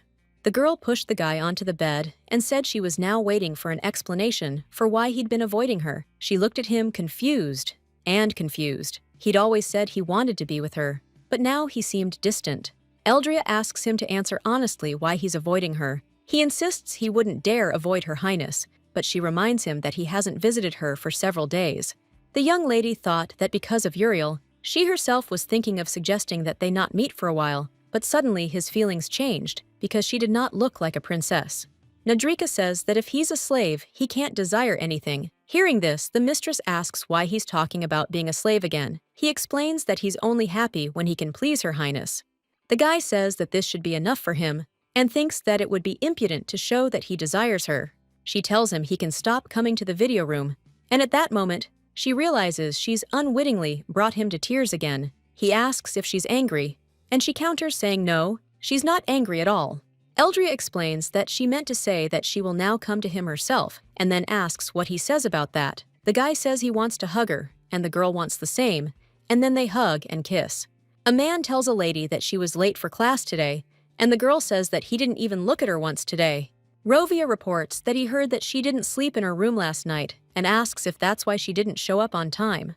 The princess asks if that's why he drinks until noon. He replies that what he does outside of work is none of her business, and that she shouldn't worry because he knows how to drink. The young woman reminds him that he recently broke into her bedroom and asks how much he'd had to drink. He remains silent, and she smiles and says he wasn't such a bore back then. Suddenly, the maid opens the door and screams as she addresses Her Highness, then asks why she is sending her to another palace and cries. The main character says that it's strange because everyone here is crazy with fear and dreams of transfer, and then asks why she objects. Drazy fell to her knees and cried, then said that she did not want to go to another palace and asked if she could stay with Her Highness. The princess understands that what happened yesterday greatly shocked Drazy, and therefore she decided for her own good to transfer her to another palace, since she understands that anything can be expected from Uriel, so she should not be lost sight of. The main character realizes that she must keep her friends close, and her enemies even closer, and then says that she can stay if she wants, because she does not hate her. The system notifications stated that the state of confinement was cancelled, but the state of infirmity remained. Edson, the biker, came out to meet her to walk her to her room, but then she might miss the opportunity to discover the hidden event. Then he asks if she'll go with him. The answer options are A. Refuse, B. Go with him, C. Ask him to walk with her. Ria reflects on how she assumed she would do something after leaving the dungeon. The notification asks where she'll go, and the answer options: A palace garden, B. Emperor's bedroom, C. Uriel's room. Rose. The lady chose the palace garden. When the girl came into the garden, she turned around and saw the maid and thought that no one had given her painkillers, and she could barely walk, but she thought that she should endure it because this was too light a punishment for what she was going to do to Drazy. The princess thought about what alarmed her about the game notification she saw earlier. It said that the emperor is very fickle, so she can easily bore him, and she needs to successfully complete 6 random encounters while his interest lasts. The guard informs the lady that His Majesty has just headed to the garden, and at that time, the girl thought about how she had to go out in the middle of the night to scout everything out. Eldria understands that if necessary, she will have to prevent Uriel from clashing with the emperor, and she will arrange for them to collapse the system. Uriel became curious if the hidden event was a meeting with the princess, and then asked if she had come to finish her off. The main character, surprised, asks why she would dirty her own hands. The maid explains that she wondered why she spared her, and then asks if it was because she didn't want to quarrel with Prince Volod. Raya asks if she thinks so, and therefore believes she can do whatever she wants. The maid asks what's holding her back, and also wonders if she's afraid that she'll find out her secret. The princess comes closer to her and asks if she is afraid of her, and then says that he should only give her a reason, and if she sees that she deserves death, then she will get rid of her immediately, and therefore suggests that she think carefully before deciding on another baseness. Uriel thanks Her Highness for her kind advice. The lady says she'll see how well she understood her words and suggests she disappear. The young lady reflects on how he hopes this was enough to prevent the maid's meeting with the emperor. A system alert congratulates him as the chance encounter has been accomplished. The main character read that Uriel had encountered the emperor while staggering toward her room. The emperor was confused. If she didn't immediately interest him, he would avoid meeting her. The answer options were A. Pretend not to recognize him. B. Invite them to her room. C. Pretend to faint. The girl chose to pretend to faint, and the notification reported that success and interest had increased. Rhea thinks that, of course, who would pass by a girl who lost consciousness, but she can't imagine where this crazy speed of development of events is coming from, as if the emperor was ready to fall in love. The princess understands that she tried her best to prevent their meeting, and when she read that the necessary level of interest for opening the route had been reached, she realized that all her efforts had been in vain. The young lady ponders whether it's too early to give up, as there are still 5 more encounters before the route is fully unlocked, and she wonders what if she should be fighting not Uriel, but those behind these system alerts. When the lady woke up, she realized that it was already morning, and she had again spent the night without sleep, and suddenly saw a bird, and then went up to it and asked where it was from. The girl saw that the bird had something tied to its leg, and when she took the note, she said Aiden Frank. The maid asks in surprise if she just said Aiden Frank, and then says that she came to clean up. Raya asks if she knows this place. Drayden says of course she does, because it's a large guest house in the city, and she even spent the night there once when she left the palace on an errand. The main character looked at the note and thought about how they weren't afraid to send a messenger bird directly to the princess's chambers and then secretly invite her to meet them in a guest house outside the palace. And she reflects that if the system invites her, she's obligated to go. The princess thinks that nothing has been heard from the emperor and Uriel since that night, but she understands that due to the high level of interest, Uriel has a lot of time for random encounters, and therefore she behaves more cautiously than usual. Sometimes system alerts about Edson pop up, but he returned the freedom and sword taken from the previous princess, and the main character believes that it is better not to mess with him anymore. Eldria thinks that it's good that the meeting day indicated in the message is tomorrow, because she understands that at least today, she can breathe a sigh of relief. Drazy turns to Her Highness and says that she is very offended because strange rumors are circulating about the lady. Hearing this, Rhea thought that the princess who had acquired a bad reputation had suddenly become more reserved, and it was difficult to imagine what the servants had come up with. The maid reports that she's rumored to have an eye for women. Hearing this, the girl drinking tea spat and asked if she was sure about that. The maid claims that she is sure of this because the maids constantly whisper that she communicates too closely with the girls. Drazy says that if she goes to them and wants to put in a word, they immediately fall silent and run away, and asks the lady if she can imagine herself doing this because she sees that the lady is working, devoting herself entirely to the affairs of the empire. At this point, the main character realized that the poor girl didn't even understand what they were saying about her. The maid said she couldn't repeat such a thing, and the mistress asked what was wrong and whether she should call the other maids and ask them. Drazy says that there is no need because she will say it herself, and then says that they say that Her Highness is buying young slaves and that they will die before the end of the year. Hearing this, the princess says that she does not understand what is being discussed, and the maid agrees with her and says that this is some kind of nonsense. A system notification informs you that the last prince has veilaed and congratulates you on completing the quest, revealing a weak spot and successfully spreading a scandalous rumor. Rhea realized that this was Uriel's evil tongue, and she understands why she is not surprised, but something is bothering her, and she is wondering if this rumor is really groundless. The young lady understands that the deadline of the end of the year is too specific for simple gossip, and it is already soon. The system notification congratulates the lady who has successfully collected all the clues and asks whether she should check the result now, and then reports that the stolen item is in the princess's bedroom. The main character tells the maid that that's all for today, and she wants to rest. And at that time, she thought that this was the princess's dark deeds again, and she became curious about what and from whom she took. The girl thinks that it is impossible that she took something from some servant and kept it in her bedroom, and she began to wonder if this is the very secret that Uriel should not have gotten to the bottom of. Rhea doesn't understand that if those rumors about the princess are true, and she is the only one who doesn't know about it, and Uriel with her gossip made everyone remember what is really going on. Uriel ultimately wanted. The lady reflects on the fact that it is already clear that her goal is to lead the princess to ruin, and that for this, she needs the strength and support of key figures in the game of reactionaries, dissatisfied with the existing authorities. If Uriel lures them to his side, the princess will lose everything including her life, and even if she is the only heir to the throne, this is possible if the majority of the aristocrats turn against her, and then any slightest reason will be enough to carry out a coup.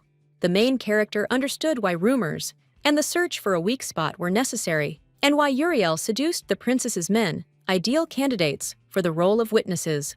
System notifications report an unexpected quest. Eclat Face Is enters the capital leading a victory march. In the letter he sent, he asks her for personal information about the Eldrian princess, but it's her will to answer him.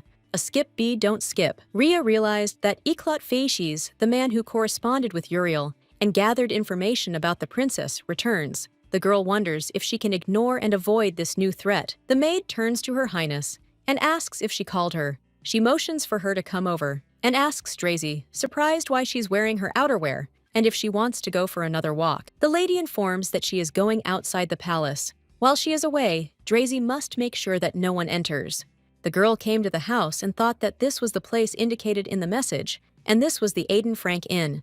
The woman meets the lady and greets her, and then asks for forgiveness for calling her here in such a disrespectful manner, and then says that she followed her.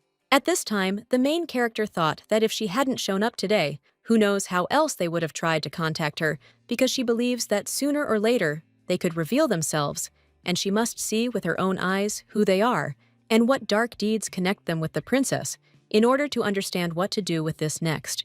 The lady with green hair tells the owner that she brought her, and the gentleman screaming says that this is an honor for him and that he hasn't seen her for a long time, and then asks if she's probably been waiting for her for a long time. Rhea doesn't understand what's going on here, and then asks if it's dangerous to meet in broad daylight. He says that's the point. There are a lot of people scurrying about on the streets during the day, so it's easy to get lost in the crowd, knowing how fierce the guards are these days, especially at night. The princess said he wasn't just chatting and was getting to the point. The man smiled and said that, judging by her tone, she was already out of medicine and must have been in a lot of pain. Hearing this, the main character was surprised, and he says that even if she insists he is powerless to change anything and therefore suggests not to worry, because their guys were just supposed to deliver him to the palace. The man asks if she knows that everything should happen in accordance with the policy and the company because they send messages, and she comes at the specified time. Rhea reflects on the fact that the princess has enormous power, and if she needed the medicine so much, she could easily get her hands on it, but everything is not so simple because the supply is organized secretly, and if the supplier is exposed, the princess remains in the shadows. The girl thought that they called her to this place to get a receipt for payment, and judging by his words, the princess is constantly dependent on drugs, and therefore she believes that the princess's weak point is drugs. Eldria thought that since she had been in this body, she had managed without them. I think she was lucky that the princess's addiction had not been passed on to her, and she doesn't understand whether this is also a system error. The man asks if she would like to see the newly arrived children, and then orders her to bring them. Young men with chains on their feet enter the room. The gentleman inquires what is going on, and asks the lady if she has found anyone to her liking. At this time, the main character realized that this rumor was true, and then asks what origin these slaves have. He answers that they are velodes. After the word velode, the princess bought everyone, and she wanted to refuse the offer of this scoundrel at that very second, but she could not leave these innocent children to die. But she understands that she needs to think about what to do with them next. A man turns to a woman and tells her to move away because the view is blocking his view. Hearing this, the woman doesn't understand the commotion and wonders why there's a crowd of people on the street so early in the morning. Suddenly, the main character heard a cry that the knightly order of their empire had returned, and Rhea realized that they were already here, and she thought that they would arrive only tomorrow. The crowd screams and says that the hero who brought them victory is Eclat Faces, and they joyfully greet their winner. At this time, the princess realized that she needed to urgently run to the palace because she had to be there before this man appeared. The maid tells the master that he cannot enter the princess's chambers, and he asks in surprise why, and also inquires whether she said that she does not want to see him. Eclat asks the headmaid if his mistress has anything to convey to him. The assistant turns to the master and asks if he can then go to an audience with the emperor, as he is expecting him. Eclat objects and claims that first he wants to see Her Highness, but at this time, the assistant thought that it was generally impossible to persuade him. The master says he must personally ensure that his mistress is well. Hess, crying out, tells him to stand still, as His Highness gave no orders regarding him. Eclat orders that she be informed that he has arrived, and then asks if all of Her Highness's confidants are so incompetent, since he considers it incomprehensible to entrust the care of her to such people. The master orders everyone to make way, and then steps into the mistress's room. He asks Her Highness if she is all right, and then turns to the maid and tells her not to stand there like a pillar of iron, but to open the door for him. Drazy, frightened, says she can't do this without Her Highness's permission, and the master orders her to open the door because he won't do it again. At this point, the maid becomes very scared, as she doesn't understand where Her Highness is. When the maid opened the door, she saw her mistress lying in bed. At that moment, the main character thought about how she barely made it in time, and thankfully, Drazy, who was nimble, quickly changed her. Eclat kneels and greets Her Highness, and then says that he is pleased to report that her orders have been carried out. Hearing this, the main character thought that it was him the princess wanted to get rid of by sending him off to war, but he was a man who did not die, and returned as a hero. The lady offers her hand, and he kisses her, and at that moment, she thought that she had never experienced anything like this, and now she understands that he is that very same Eclat Face. The girl doesn't understand how he can kiss the hand of the woman who sent him to his death and then say he's alive, but the man says that's true because he returned to her. The princess thought that she had never met a man with such a determined and powerful look, and then said that it was good that he had returned. That evening, Nadrik looked at his mistress, confused, and then asked if she was upset about something. She asked if she looked like that, and then suggested he not worry, as she was just lost in thought. The guy says he heard that this man is back in the palace, and also asks if he offended her in any way. She objects and says nothing. At that moment, the girl thought that having gotten into this game, she feared Eclat most of all. Information about him was contradictory, and it was completely impossible to understand what kind of person he was, but she assumed he had every reason to hate the princess. Rhea thought that maybe she was wrong, because when she met him in person, she did not feel any hatred or contempt in him, but she wondered if she could trust him. Eclat informs the lady that there is a traitor in the palace, and he must be exposed as soon as possible. Hearing this, the main character does not understand who he means, because there are a lot of dangerous people here, and Eclat asks to let him take on this task. Her Majesty asks what he is going to do, and the man clearly replies that there is a traitor in the palace, and he would like to expose him, but he needs her permission. At this time, the girl thought about what she had asked him, about what he would do with the traitor, when he caught him, and did not understand what to answer him, but she became interested in whether it was possible that this was a new intrigue conceived by him together with Uriel. Raya muses that it looks like she'll never find out if she doesn't agree with him now, then tells him to do as he pleases. The man says he'll start searching immediately. The main character thought about the dangerous situation she was in, and the rumors about buying slaves that turned out to be true about drug use, but she realized that if Eclat took her side, the situation could change radically. Eldria asks Nadrico what he knows about Aiden Frank. Hearing this, he's surprised, and asks what she's talking about, and the lady replies that perhaps he knows where she secretly went from the palace before losing her memory. The guy says he knows because sometimes she went out to get medication, but he doesn't know where the lady asks if he took it with her. The young man objects and says she didn't give it to him. Hearing this, the lady thought that at least there was some good news, and the guy offered her to listen to the fact that today, their lips had never touched. Hearing this, she kissed him. Raya tells the young man how good it is that he exists, because he is her consolation, and at that moment, she thinks that when she sees him, her worries vanish. However, she would like to know what Iklot is up to. The next day, Iklot approaches Her Highness and says that he has evidence that she was spreading personal information about her. Hearing this, the lady thought it must be one of the letters Uriel had sent him. The man said he ordered the knights to check the notes made by the servants, and after checking the handwriting, it was discovered it was hers. Iklot is reported to have been trying to get close to him as Her Highness's concubine for a long time, and apparently, she wanted to use him to harm her, and also gave out information about her. Hearing this, Uriel screams and says that he himself asked her, and the master says that as soon as she orders it, he will immediately execute her. Hearing this, the princess was surprised, because he wanted to finish Uriel off. She realized that before this day, she had had many opportunities to get rid of Uriel, but until now, she had managed to deal with her without bloodshed. The lady understands that despite her machinations and treachery, she cannot finish off Uriel, because it is unknown what will happen to this game after her death, because she understands that with her death the game will end, and she will be stuck in this world forever. The main character doesn't understand why not a single system notification warned Uriel that she would be captured and brought to the princess for interrogation, and she began to wonder if this situation wasn't planned by the game.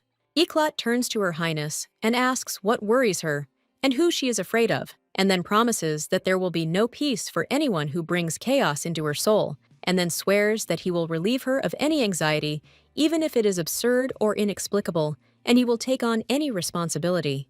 Hearing this, the girl thought that it was incredible, because she didn't expect that he would do anything for her, and her soul suddenly felt so calm. The man claims that he will protect Her Highness and let her trust him, because she is his mistress for whom he is ready to give his life. Eldria informs Uriel that she is banished from the palace forever. Upon hearing this, the servant turns to Her Highness and asks for permission to defend herself, as she wishes to explain everything. The princess says that they should make a description of her and give it to the guards so that they do not let her into the palace under any circumstances. Uriel turns to Iklot and screaming asks why he is doing this to her, since she has endured so much because of him. At this time, the main character looked at her and thought that she deserved all this, but her heart felt that this would not end.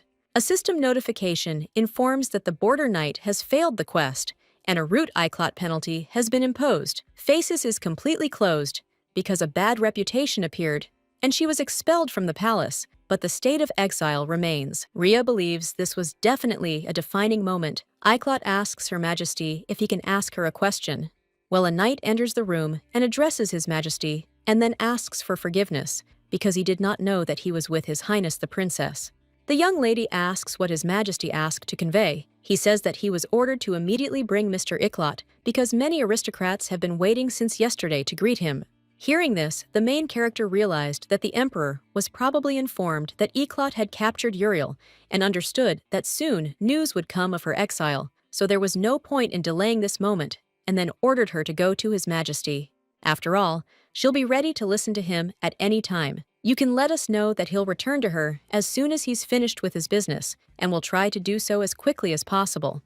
2 days later, the maids are discussing the fact that Her Highness kicked Uriel out of the palace, and another says that she heard that after that, they quietly got rid of her, and they became curious whether the princess was back to her old ways. The maid believes that people are fickle, especially she, and therefore tells her to do what she is told, and not to get into trouble, otherwise she will lose her head. Eldria screams and asks the maids what kind of abomination they've brought her, asking if they even call it food. The maid, addressing Her Highness, insists that these are her favorite dishes. The lady screams and asks how they dare to justify themselves, and then tells them to leave because she doesn't want to see anyone. When the girl was left alone, she wondered if she had played convincingly enough, because she wanted to pretend that she was going through withdrawal and wanted this to work out, because this was the best she could come up with. Raya reflects on the fact that she had no intention of harming anyone, but she simply had no other way, and she needed to find out where the drugs were hidden, because she was sure that there was a person in the palace responsible for them, but he had not contacted her. The main character realizes it's impossible to figure him out, so she has to stage a comedy to get him to come out himself. Suddenly, the girl hears someone enter and thinks he's finally arrived, but she wonders who he is. Hess offers the lady to take them quickly, and seeing this, the lady is surprised and asks where she hides them. The maid informs Her Highness that if she takes more than the daily allowance, the princess says that everything needs to be hidden and moved outside the palace so that no one will find out. The maid reports that her request will be fulfilled as soon as possible. Rye became interested in how Drazy was doing, because of course she told her to stop spying if the situation took a dangerous turn. The young lady does not understand whether she can be sure that Hess is completely devoted to her, because now all that remains is to wait to see if she fulfills her assignment. The girl thought that by expelling Uriel from the palace, she had gained some time to search for the thing mentioned in the system notifications, and that this was the stolen item from the princess's bedroom. Her attempt to prevent Uriel from meeting the emperor had failed, and she believed that the system was undoubtedly warming up to the main character, and she would not be surprised if she returned soon. Eldria reflects on the fact that she must therefore deal with this problem as quickly as possible. When the lady saw Nadrik, she asked him what he wanted, and the guy immediately ran up and hugged her. She asked in surprise what had happened. The young man reports that it is very good that Her Highness is not under the influence of drugs, because he was afraid that she would again. At this time, the main character remembered that when last night she asked him about the secret deeds of the former princess, he seemed worried to her. The lady understands that he was worried that under the influence of drugs, she would become like before, and thought that while Uriel is not in the palace, perhaps she can allow herself to relax a little, and then asks the guy if he will sleep in her room today. That night, the girl doesn't understand the strange sounds, and sees Nadrika turn away from her. She wonders if this is really what she thinks it is, and then asks the guy what he's doing. The young man fearfully asks Her Highness if she is asleep, and then says that he will explain everything, and that she simply did not want to, and he decided on his own. The guy says that Her Highness hugged him in his sleep, and that was enough to set him on fire, and then explains that it's hard for him to restrain himself and be patient around her. The girl suggests he wait, and then asks why he's holding himself back. He explains that they haven't had full intimacy since she lost her memory.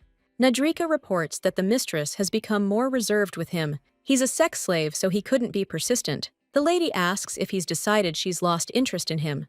Riza reflects on the fact that he says that he showed patience, but she understands that in order to do this, she had to constantly restrain herself, despite the fact that she passionately desired intimacy with him, but was afraid that she could reopen the wounds that the former princess inflicted on him, so she did not give free rein to her feelings. The girl tells him that she loves and wants him, and then tells him not to hold back anymore, and not to call her Highness anymore, but simply Rhea. And then they did it. The next morning, the guy approaches the lady and tells her that she shouldn't skip breakfast, and then kisses her. The main character asks if he has forgotten his promise from yesterday, and he objects and calls her Rhea. The princess reminds that they agreed that, when alone, he would call her Rhea, and she knew that she would have to remind him in the morning, and then calls him a bad boy. Nadrika explains that he's simply still not used to it, and she says that if he forgets again, he'll suffer terrible punishment. Hearing this, the boy excitedly asks if she's laughing at him. The young lady understands that no matter what he calls her, it is still better than Her Highness, but she did not even think that it is not so pleasant for him when he pronounces her name. The maid asks Her Highness if she is awake, and then informs her that Sir Iclot Faces wants to meet her. She says let him come in. She's been thinking for a while about him returning, and how he's clearly a complex character, so she can't ignore him. Nadrika asks the lady if she wants him to leave, and she replies that he should stay, and then says good morning to the gentleman, who at that time entered the room. Iclot greets the princess and asks if she slept well, and hopes that he did not interrupt her sleep, and then asks if he did.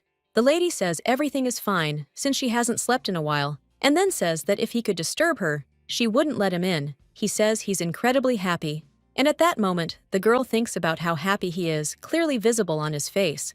The man says that he thought he heard someone coughing in the bedroom, but the lady objects and says that no one coughed because everyone is healthy. Raya understands that no matter how fantastic and unrealistic this world may be, lying in bed with one lover and accepting another man devoted to her is an extraordinary situation. The princess saw that he didn't even bat an eyelid, as if he was used to this state of affairs, and then asked what he wanted to talk about. Iclot reports that he has a request for Her Highness. 7 years ago, Iclot, the only son of the late Marquis, gained great fame by defending the state borders. He proved himself to be a subtle diplomat and a talented commander. For the first time in the history of the empire, the Marquis became the captain of the Imperial Knightly Order and the main support of the ruling family.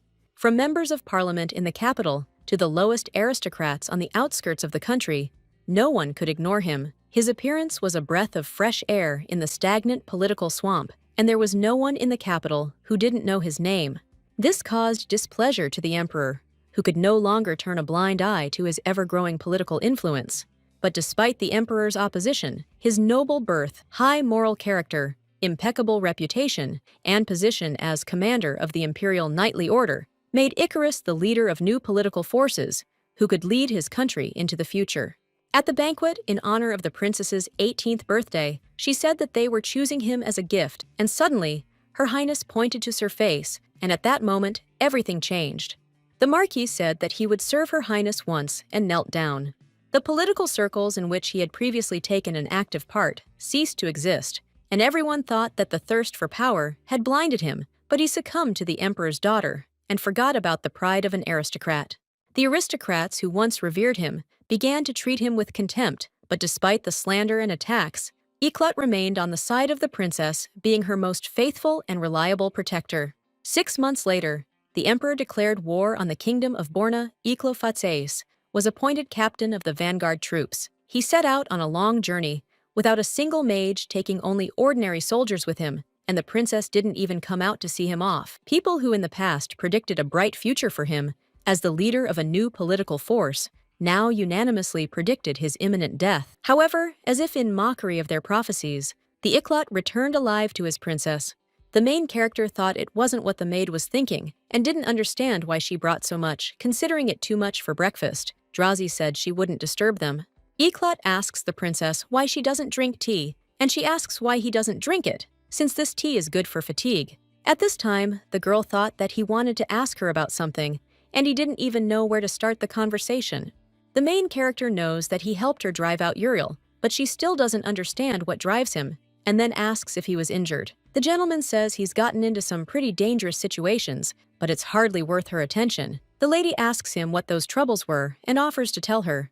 Iklat reported that once during an enemy attack at night, he received a couple of cuts on his neck, but as he saw, his head remained intact. Hearing this, the girl thought about how he was talking about it as if nothing had happened, and then asked if he thought about her when he was at war, and at that time, she thought that she needed the truth about how he felt about her.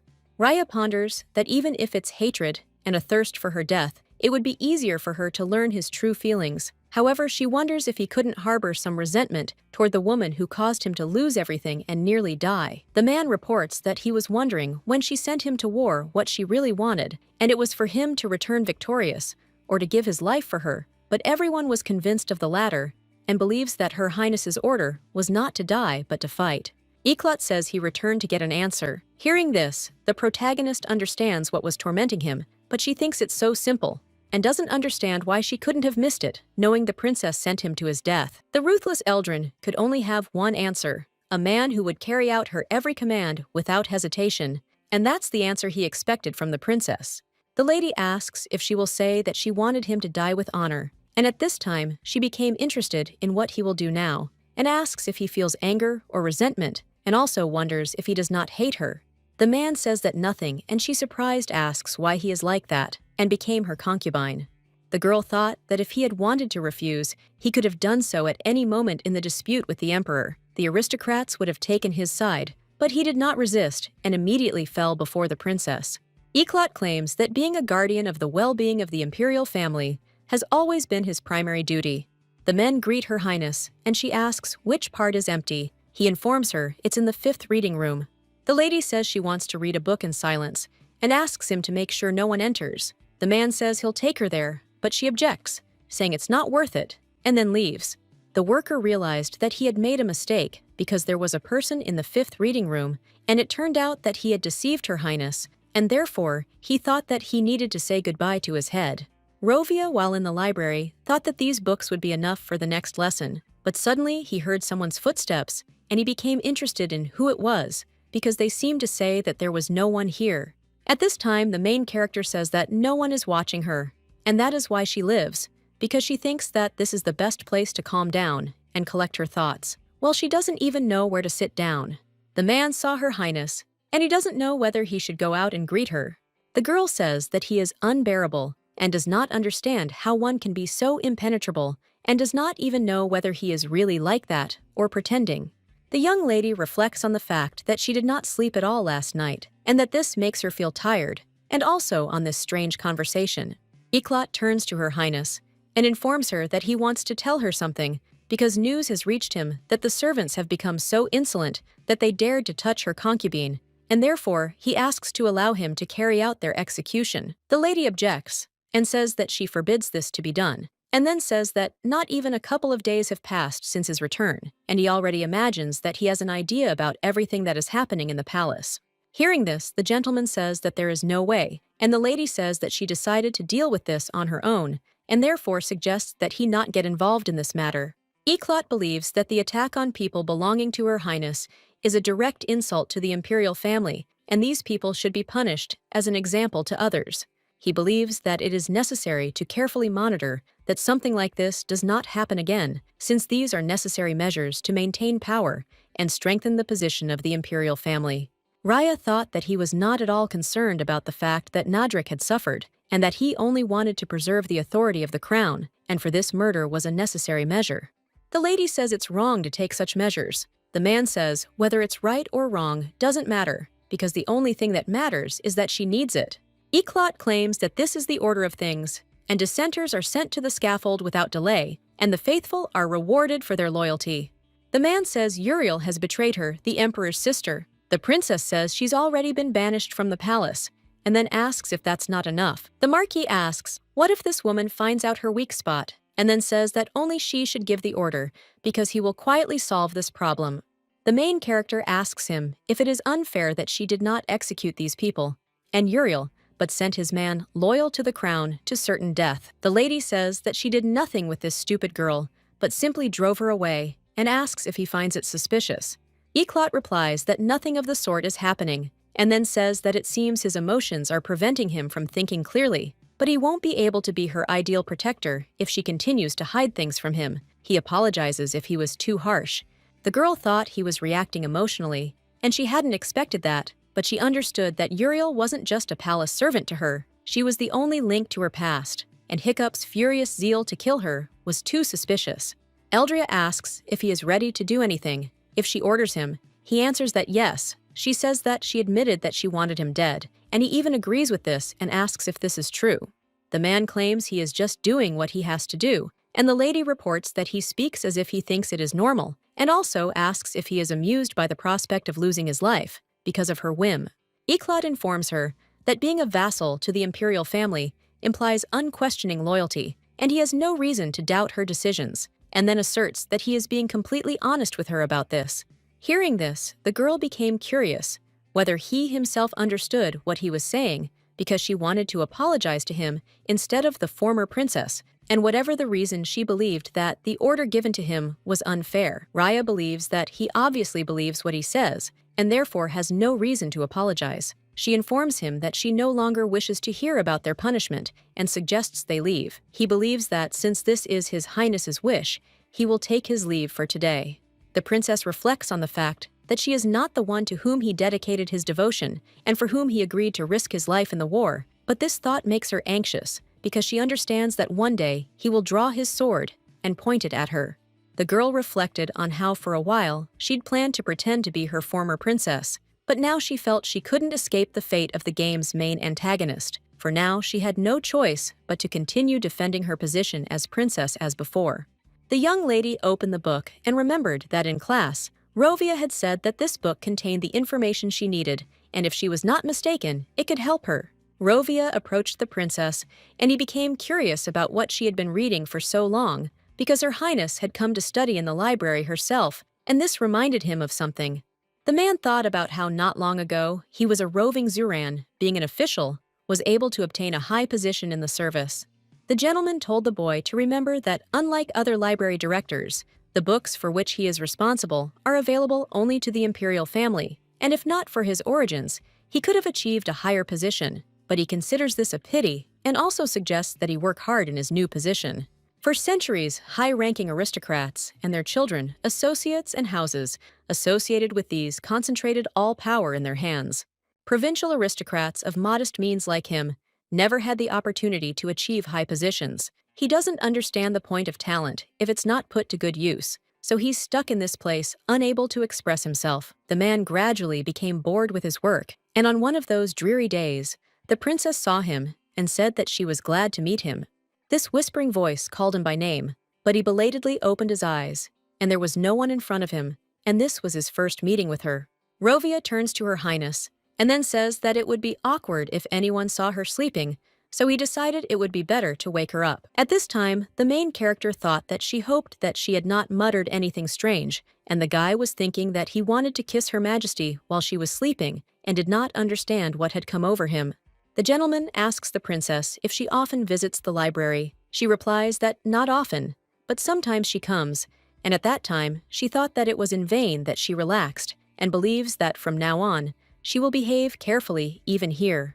Rovia asks if she remembers how they met here in the library, as it was quite a long time ago. Hearing this, the girl doesn't understand how she can know, as she doesn't have the memories of the former princess and doesn't know what to say. The princess says that she has forgotten something, and he asks what about their first meeting at the lake and whether she really doesn't remember that either, and also wonders if it wasn't she who said that the lake was very beautiful. Rhea claims that she remembers the lake, and at that time, she thought that she couldn't continue saying that she didn't remember anything and was thinking that she needed to quickly change the topic before his questions turned into a problem. The main character says that she is hungry and asks if he will join her for lunch. Rovia, sitting at the table, says he assumed they'd be alone, and the lady says she thought it would be wonderful to have lunch together. At that moment, she realizes she'd completely forgotten she'd already invited Nadrika and feels she shouldn't take it back. However, she didn't expect such a tense atmosphere between the two. The princess says that she has been thinking about this for a while and turns to Rovia and says that he should learn to behave more kindly with others, since she understands that he begins to get angry even when there is no reason for it, and suggests working on this. Rhea asks Nadrik if this is true, and then says he thinks so too. The Marquis says that's enough, and offers something to eat. At this time, the main character remembered that her first impression of Rovia was not very pleasant, but when she got to know him better, she realized that he is much better than it might seem at first glance, and is simply often rude without reason, but she understands that this is quite in his spirit, and although it is quite nice. The lady realized that the atmosphere was getting tense, and Nadrika must have gotten scared, and then said that she wanted to ask something, and wondered if the two of them had had a fight. Rovia asks in surprise why he would bother himself like that, and the mistress says that this is a common thing in a harem, and says that it is a rivalry between favorites. The gentleman asks to be allowed to find out since when he is his equal, and whether she thinks this is too much. Rhea, surprised, asks Nadrik if he is really jealous, and then says that he is charming. The princess asks Hess how those who touched the Nadrika are doing. She replies that they are being quiet and trying not to attract attention, but rumor has it among the palace servants that Her Highness spared their lives because she wanted to watch them suffer. The main character says that she understood, and then tells the maid Hess that she can be free today because in order to change clothes, she only needs one drazy.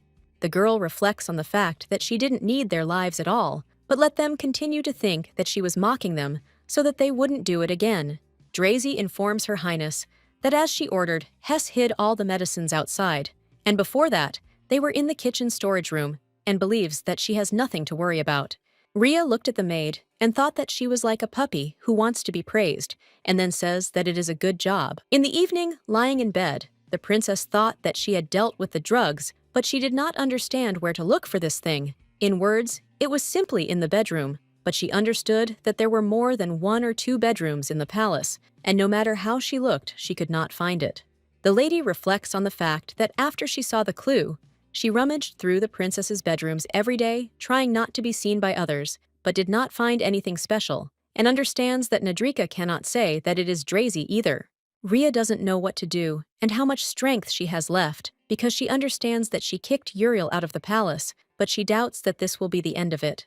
The noisy game notifications that popped up almost every day no longer appear, and for now she has gotten rid of this threat, but she is stuck in this world and lives under someone else's guise, continuing to lie to everyone, and she began to wonder who would side with a person like her.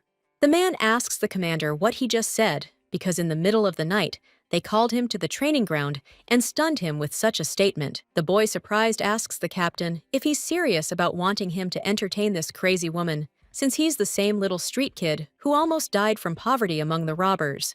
Seeger reports that despite discrimination and neglect, he joined the knightly order and became its deputy, and then asks if he understands what he is offering him. The guy asks if he's crazy because he achieved so much that he ended up becoming a prostitute. The captain tells him to calm down and listen to him carefully, and tells him to remember and not do anything that could attract attention, but he must silently endure everything and do what she orders him to do. The captain suggests pretending to meekly obey, as he's heard that she cuts off the heads of those who resist without trial and asks them to think about saving themselves. He also lived as if he agreed with the imperial order. The gentleman claims that all he needs to do is be patient for a while, and he promises to get him out. The guy says he thinks this country has gone crazy. The captain asks for forgiveness and kneels down, and then says that he is sorry. The next day, the seaman collected his things and told the captain that he lied to him because he promised to help him out, and then asked if he said this to get rid of him. At this time, the servants thought that he was lucky because he got out of this damn brothel of the princess. The guy doesn't know what to say, because even he was shocked when the lady said that she was going to disband this knightly detachment in the shortest possible time. Cigar reflects on the fact that at some point, it even seemed to him that there was a completely different person in front of him. He understands that he has no idea what happened, but he thinks that it is a great success that the princess decided to disband them. The young man believes that this time she did the right thing because who knows what will pop into her crazy head again. Cigar came to the captain and asked if he had been waiting for him. The man was delighted to see him, saying he was a good man for coming back. He reminded him that the captain had promised to rescue him.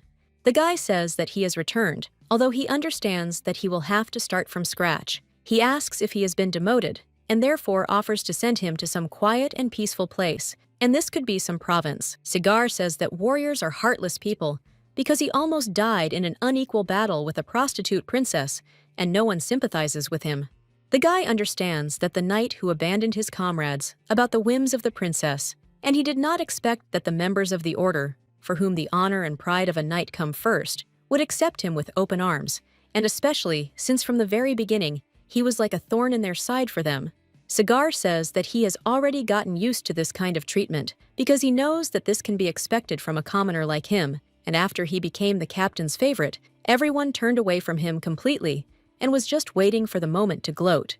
The captain says she may have calmed down now, but there's no guarantee her madness won't return. The young man asks where they'll send him, and the captain says he can stay since he's been appointed to guard outside the palace. Hearing this, the guy asks in surprise if this is the same one who patrols those towers with spires. A few days later, the boys ask the mistress if they can come in. She says they've been washed and fed, and now, at least they look like normal people. Then the mistress orders the maid to prepare them for training as palace servants. The princess says that they must be interested to know why they were brought here, and then says that she wants them to try to get used to this place and adapt to the local order as quickly as possible. The lady informs them that she is giving them the opportunity to live in this palace and work honestly. The young man asks, surprised, why Her Highness abandoned them. Rhea promises that she will make every effort to ensure that nothing bad happens to them. Rovia entered the room and asked her if she thought she was acting like a child because she thought it was unwise to buy slaves just out of sympathy, and then said that, first of all, it was illegal. The princess asks if he just criticized her. He asks where the criticism is, and the lady replies that she didn't forbid him from expressing his opinion, but he shouldn't be impudent as she had her reasons. It hasn't been 10 years since slaves were banned by law, but judging by the fact that the imperial family has no intention of arresting anyone, it is still widespread, and starting from her, everyone in the imperial palace is engaged in it. Rovia reports that he believes the Easterners are velo. Upon hearing this, the lady, surprised, says he's a jack of all trades. At this time, the maid reports that something bad has happened, and then says that one of the palace maids hanged herself, and one of the palace servants, who dared to touch her concubine, tried to commit suicide by hanging herself from the chandelier. Hess says that since they were monitoring the palace today on her orders, fortunately, they were able to find her in time, and now her life is not in danger. At this time, the princess thought that it was good that she had taken precautions, because she had received reports, but after talking with the Iclot, she increased her surveillance of what was happening in the palace. The main character understands that if it weren't for her decision, the maid could have been found dead the next day. Drazy asks Her Highness if everything is okay with her, and the lady asks if she looks okay. Rhea believes that this is the princess's new entertainment, and that she is deliberately torturing them, and once she has had her fill of their suffering, she will kill each one without blinking an eye, and she understands that this is how she looks in the eyes of the palace servants. The lady reflects on the fact that she knew about these rumors, but did not stop them, because she hoped that out of fear of death, they would no longer cross the line of what was permitted. However, the matter did not end with just rumors, and everything came to the point that the objects of the gossip began to be subjected to general contempt and persecution, and as a result, these servants were separated from the rest, and this was inevitable. Among the persecutors, there were those who were so cruel that they decided to exclude them from their society forever. This continued until one young maid, who on the orders of the senior servants, was watching them on time and their dirty deeds attempted suicide. The princess turns to Hess and says that in addition to those assigned to work outside the palace, he should catch and bring to her everyone connected with this and past incidents. The maid reports that some of the maids tried to escape at night, and the mistress says that she never thought there was such a mess in the palace. Hess reports that as she ordered, they have captured everyone involved in both incidents. They believe it was her mistake because they can't let things continue as they are. The girl reflects on the fact that this time she must act based not on what is right, but on what is necessary. Iklat thought it impossible that Her Highness had decided to punish them. He turned to the servants and told them that today, for their crime, their right wrists would be severed, and the wounds would heal over time, and the pain would be forgotten. The princess says that every time they look at the severed wrist, they will be reminded of the crime they committed again and again. Then she claims this is their retribution, and after receiving medical attention, will expel them from the palace. Her Majesty reports that in addition to this, their accomplices will be punished with 7 lashes and also expelled from the palace. Iklat, hearing this, thought that from the very beginning he had noticed that Her Highness was behaving differently than before, but he believed that perhaps this was because she had been left without his protection for a long time. Drazy looked at the gentleman and said that recently she said that she wanted to be alone, and perhaps now in the garden. The young master does not understand what he should say when he sees Her Highness, because he is drawn to talk to her, but he cannot find a suitable reason for conversation. Iklat thinks all he can do is wander around pointlessly looking for her. When he sees the lady, he greets her, and she says he was right after all. The guy suggests she not take things personally, and she says she knew he would say that. The princess reminds him that he said it doesn't matter whether it's right or wrong, and then asks what he thinks about her punishing them. Iklat assures the lady that she is right, and the lady asks why, and then says that it is because they received retribution for treating the crown with disdain, or that she is right in deciding to get rid of unwanted people by provoking them to commit a crime, and then asks if that is not so. The gentleman says he sees no difference, and doesn't understand what she means by this. The lady believes that in the first case, it's undoubtedly their fault, but in the second, the blame can be placed on anyone, even the emperor. Hearing this, Iklat gets down on his knees and asks the lady not to do this. The main character thought that she had always considered it terribly unfair to blindly follow the authority of power rather than what is right, but she understood that Iklat was the kind of person who, even if he obeyed someone, would devote himself entirely to him, and therefore she thought that she should try to talk to him. The princess says that she wants to ask him something, and also wonders if he will answer her question. Rhea says that when the means to achieve a goal turns out to be wrong, it needs to be corrected, otherwise you can act differently and find a new means. The girl says that one should remember the goal, and if it is initially wrong, then no matter what method one chooses, the result will be disastrous, and therefore she asks which means will be wrong or new for her. The main character thought that perhaps this man would never change, so she decided that if his meaning in life was to serve his master until death, then she would be his master. Iklat claims that he will gladly become her new vehicle and will follow her wherever she chooses. Seeger is assigned to guard duty, and the main character asks what that means. The gentleman asks if she thought he would take over his old position upon his return. The princess reminds him that he had already mentioned that he was not only the youngest vice captain, but also the first commoner to achieve such a high position. Then she asks where she went wrong. Rovia says that everything is correct, and he doubts that whoever took the place after him will kindly agree to return him, because anyway, back when he became vice captain, There were many dissatisfied people who said that his appointment was unheard of. The lady thinks nothing is going as it should, but she wonders why she's only just now learning about these rumors. The gentleman asks if she hadn't noticed such things in the first place.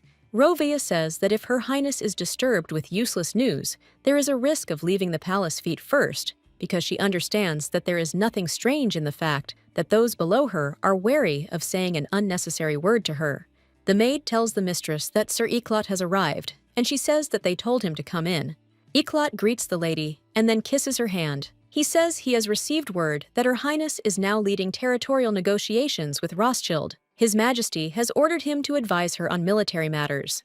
Hearing this, the main character remembered that this really happened, and she wondered if the Emperor had specifically entrusted her with this task, and his true goal was to improve her relationship with Eclat. The princess says that it is not worth it because he is now entitled to rest, since he has only recently returned from an exhausting journey, and besides, she has more than enough Rovia in this matter now. The Marquise reports that for the first time he sees a man who has less pride than he does, and Eclat reports that he believes that he meant to say not pride, but conscience. Rovia asks in surprise what he's talking about, and the lady objects and suggests they stop, then says that she doesn't care whether they argue or not, but asks them to choose a more appropriate place and time. Eclat asked for forgiveness from Her Highness, and the main character thought that it was like a cat and a dog, and even the reactions were different, and then she asked the captain of the knights if he would come to see her later. Eldria informs him that she also wants to tell him something, but she sees the situation isn't conducive to dialogue. The man says he understands, and will come see her that evening. Rovia asks why she absolutely needs to talk to him alone, and then suggests that she was being frank, and asks what it is that he shouldn't know, and also wonders if she just doesn't trust him because he cheated on her once. The man claims that if it's neither one nor the other, he doesn't understand the purpose of these secrets, and then orders them to speak here and now. The lady screaming asks what's wrong with him today, and at that moment, she thinks that not only is it wrong with both of them, but it's as if they've gone crazy, because she understands that there was absolutely no reason to be so nervous, but they're behaving like children, and she thinks that then she'll have to calm them down. Raya touches his hand and suggests that he calm down, and the guy turns to Her Highness and asks her not to let this man get close, and that she must not trust him, and then asks if she understood what he told her. Eclat, hearing this, asks if he understands where he is and who he is talking to, since he believes that showing such disrespect is unforgivable. Rovia turns to Her Highness and asks if she will punish him, and at this time, the lady thought that he was cunning because he knew perfectly well what she would answer, and then said that this would not happen. The blonde man asks if he heard, and then claims that it doesn't concern him in any way, and therefore he can go free. Eclat turns to the lady and informs her that he insists on his punishment. Rovia reminds him that Her Highness has said she doesn't mind his behavior, and therefore suggests he calm down already. The protagonist orders them both to leave. That evening, the princess informs him that he's late, and the man apologizes. She says there's no need to apologize, and first invites him to sit down. The lady thought that it seemed to her that the distance between them was less than usual, and at that time, the man began to undress, and the girl did not understand what he was doing now, and then said that he was somehow strange. Eclat asks if she finds him awkward, but the lady says that's not the point, but the man touches her lips and she doesn't know what to do now. The gentleman asks if he can touch Her Highness. Hearing this, the girl is confused and asks if he's talking about a kiss, since she doesn't understand how he can do that right away, without any foreplay. Eclat laid the lady on the bed and then began to kiss her. She objects and pushes him away from her, and then says that it seems he misunderstood her, and asks if he is going to sleep with her now. Initially, Rio was afraid that he would want to despise her in revenge for the fact that the princess sent him to war, but in reality, it turns out that everything is different. The man claims that he is following her orders. She asks if this means that he is not doing this because he wants to, and also wonders if this is his desire. The gentleman claims that it is his duty as her concubine to humbly serve Her Highness, and if she did not like how he does it, then let her tell him, because he must take measures to be useful to his mistress. The princess objects and says that since it is so, it is not necessary, but he is interested because of what happened during the day, and then asks to believe him, since she will not find anyone more likely than him. Eldria says that this is not a lack of trust in him, because she believes that he deserves more, and if he himself does not want it, then she will not force him, because she really only called him to talk. The girl apologizes for misleading him, because she believes that he understood her proposals differently. Iklat thinks that she doesn't need to apologize and asks what she wanted to say, and at that time, the girl thought that there was something to apologize for, and considering the antics of the previous princess, of course, he thought about it. The lady does not understand how she could so carelessly agree to meet in the evening, and does not even know why he had such a reaction. The man puts on clothes, and the girl looks at him and does not understand why she has such unpleasant sensations that it is impossible to describe in words. Iklat thinks that it is too late for conversation, and it would be better to meet another time and talk then. Rhea grabs the guy's hand and asks him to wait, then tells him to take care of himself, and then she wonders if she said the right thing, and then announces that she liked the kiss. The man says he understands her, and then leaves and wishes her good night. When the princess was left alone, she blushed with shame, and thought that it was simply impossible to imagine anything worse, but she felt that she couldn't just let him go. The girl understands that she knows full well that a man who thinks only of debauchery will never become an outstanding ruler. She doesn't know how to keep her head when so many seductive handsome men are begging to sleep with her. Rhea thinks that even a normal person in her place would have involuntarily gone over to the dark side of lust and debauchery, but she understands that she needs to pull herself together because he is the person to whom Ravaya reacted especially sharply, and she does not think that this is simple jealousy because she must carefully find out everything. The captain turns to the seeger and informs him that it's his shift, then asks if he's going to continue being lazy. The guy replies that he just started having pleasant dreams and hasn't had one in a while, and since they woke him up, it means he'll be fine. The knight tells the guy that he needs to tell him something, and then says that he understands that he is upset that he was demoted, but this is not a reason to be careless about the work of the squad. Saiger looked at him in surprise, and the knight said that perhaps their duties seemed trivial to him, but they were proud of what they did, and if in the future he treated his service in the same frivolous manner, he would report it to his superiors. The man says that he respected him as a fellow commoner, and the seeker asks in surprise if this means that they don't respect him now, and then asks for forgiveness for disappointing him and pats him on the shoulder. The guy thought that he would not pay attention to them, but he did not understand what to do with this crazy woman, because he was told that now this woman was stalking him and was constantly hiding and looking at him like a poor relative. Seeger thought that he would pretend not to notice her because he became interested in whether this was some new game, and she did not approach, but only watched him from afar, and at the same time made a pitiful expression on her face. The guy doesn't understand why, but it irritates him, because of course he knew that this woman was crazy, but he thinks that she has completely gone crazy because she doesn't know what she wants from him. The head maid tells the maids to hurry, as everything needs to be prepared as quickly as possible, and the curtains in the hall need to be replaced with new ones. The mistress inquires if they have enough provisions for the banquet, and asks if they should replenish their supplies. Drazy reflected on how this was her first time preparing for such a celebration. Hess turned to her and said he saw she was in a good mood. The maid agrees with her, and then says that tomorrow they will hold a banquet here, in honor of the victory, and there will be a lot of delicious things, and she will secretly steal a little and eat it together. Hess asks for forgiveness, and says that there are relatives downstairs just her age, and the girl says that on the contrary, she is glad, and at that time, she thought about how uneasy she was, because she had chased her sister last time, and she was very relieved that everything ended well. The maid tells Draze that she apparently really likes Her Highness. She agrees with her, and says that there is no such wonderful person as their princess anywhere in the world. The maid says that she is not at all scary as they say about her, but on the contrary, she is very kind, and therefore she even lost count of how many times she treated her to something tasty and does not understand where these strange rumors about her came from.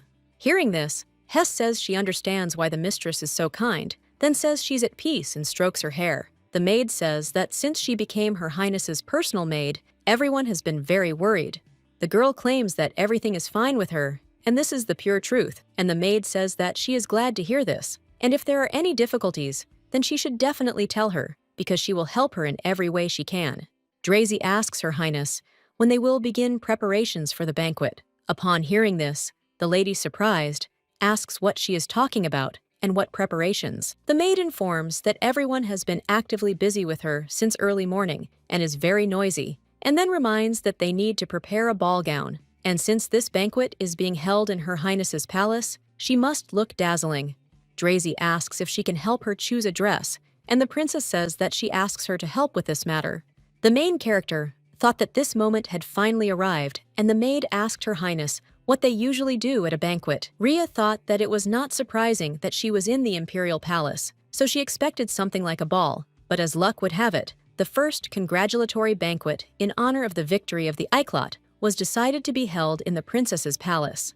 Nadrika reports that at such a banquet, depending on the degree of contribution to the victory, a title and lands are usually awarded. Afterwards, the guests dance with their attendants, meet people, and engage in small talk. This is what he knows to be true. The young lady understands that there is another problem. She doesn't know anyone there, and doesn't even understand how she should deal with the dance, because she doesn't understand why such an important event is being held in the princess's palace. The girl thought that it would be better to spend it in the main palace as they usually do. The young man asks Her Highness if she's worried about the upcoming banquet. She replies that she's not worried. It's just that the thought of smiling all day has already made her tired. Nadrika says there's no need to smile, as she believes no one will dare utter a word of reproach to Her Highness. She asks the guy if he'd mind accompanying her. Hearing this, the young man was surprised, and the lady asked what was wrong, and she reminded him that he had said that people come to the banquet in pairs, and asked if that was true. Rhea suggests that maybe he's embarrassed, because he doesn't want to go with her. The guy insists he can't help but want to, and the lady says that's it. The princess asks Drazy if she will help her prepare, and Nadrika too, and the maid says that she will definitely help, and suggests relying on her, as she will try to do everything in the best possible way. Nadrika asks the mistress if his presence will cause any inconvenience. The princess reminds him that he is accompanying her, and therefore has nothing to worry about. He says, as he said, who would dare utter a word of reproach to her? The maid turns to Her Highness and says that perhaps she will leave the two of them alone and wishes to have a good time. Hess informs the princess that the banquet will begin soon. The mistress tells Drazy that she has been very helpful and is therefore pleased with her work. As a reward, she can eat whatever she wants, and she has already made arrangements in the kitchen. The maid looked at them with delight and said that the two of them looked perfect together. Rhea says she's going, then the lady turns to Nadrika and says he hasn't said a word during the entire preparation, then asks what's bothering him. He says it's his first time at such a banquet, and is a little nervous. The main character thought that if she had known that this would be their first public appearance together, she would have chosen a better place and time. The guy asks Her Highness if she is worried, because there will be many guests at the banquet, and he thought that this could cause problems, because her memory has not yet been restored. The princess says that it is okay, because she thinks that she can handle it, and then says that they should hurry because they might be late. The young man thinks that there is nothing to worry about, since the main characters are never late and always arrive on time. The emperor says that the brave warriors have won another victory in a difficult battle in the name of their great empire, and therefore he places great hopes on them and invites them to make great efforts to defend their homeland so that its pride and glory will increase.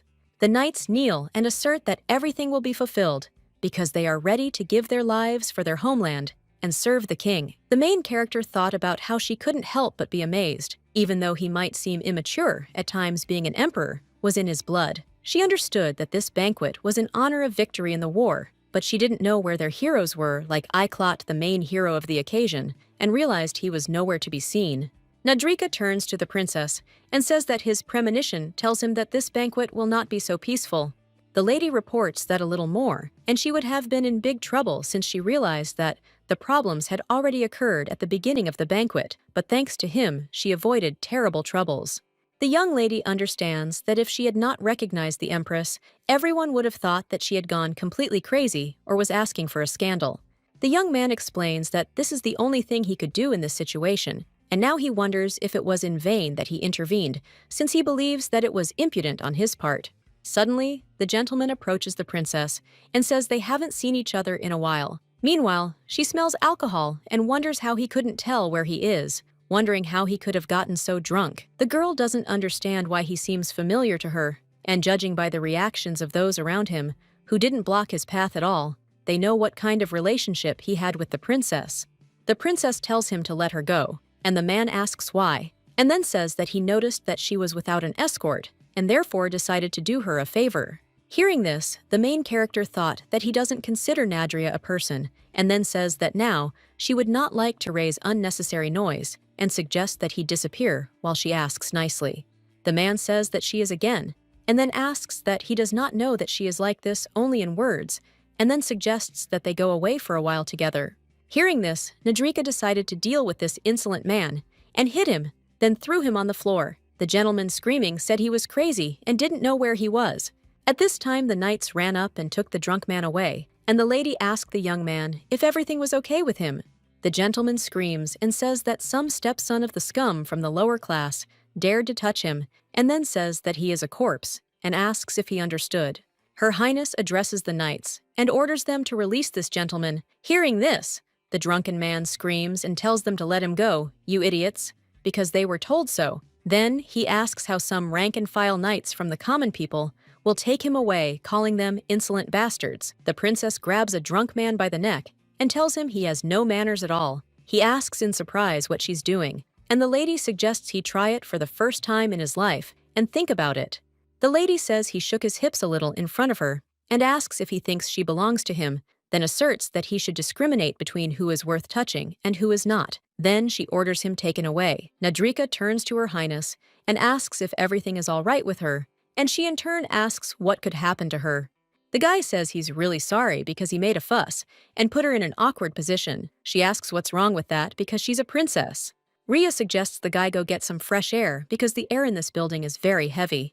The main character thought that that impudent boor had ruined the entire celebration, and now she had no desire to attend the ball because she had barely restrained herself from beating him up right there, but she still believed that he had gotten what he deserved, and she did not regret it. Nadrika turns to her Highness and asks for forgiveness, and she surprised asks what he's apologizing for. The guy replies that not only did he fail to help her, but he also attracted unnecessary attention. Raya objects and says that everything is wrong and there is no need to say that, and then she comes closer to the guy and hugs him and says that he helped her a lot. The young man feels he hasn't accomplished anything worthwhile and is dejected, but the lady insists she doesn't think so. The young man says that's not enough for him, because he also wants to protect her Highness and become a more important person to her. Nadrika insists that he wants to protect her, just as she protects him. She agrees and says she'll do everything to help him become that kind of person. The young man turns to her Highness and claims she knows nothing, and the lady, surprised, asks what he means. He says he'd better go get some drinks, and asks if she'd like red wine. The main character thought that her appearance here was sudden, like a bolt from the blue, but gradually she got used to life in this world, and to the people who surround her, and to the fact that they serve her. The girl reflects on the fact that she is fully adapted to the current circumstances, and so far she is able to cope, but she wonders what the future holds for her. Rhea knows she needs Uriel to understand this, but since they're enemies, she has no reason to, even if she had even the slightest hint.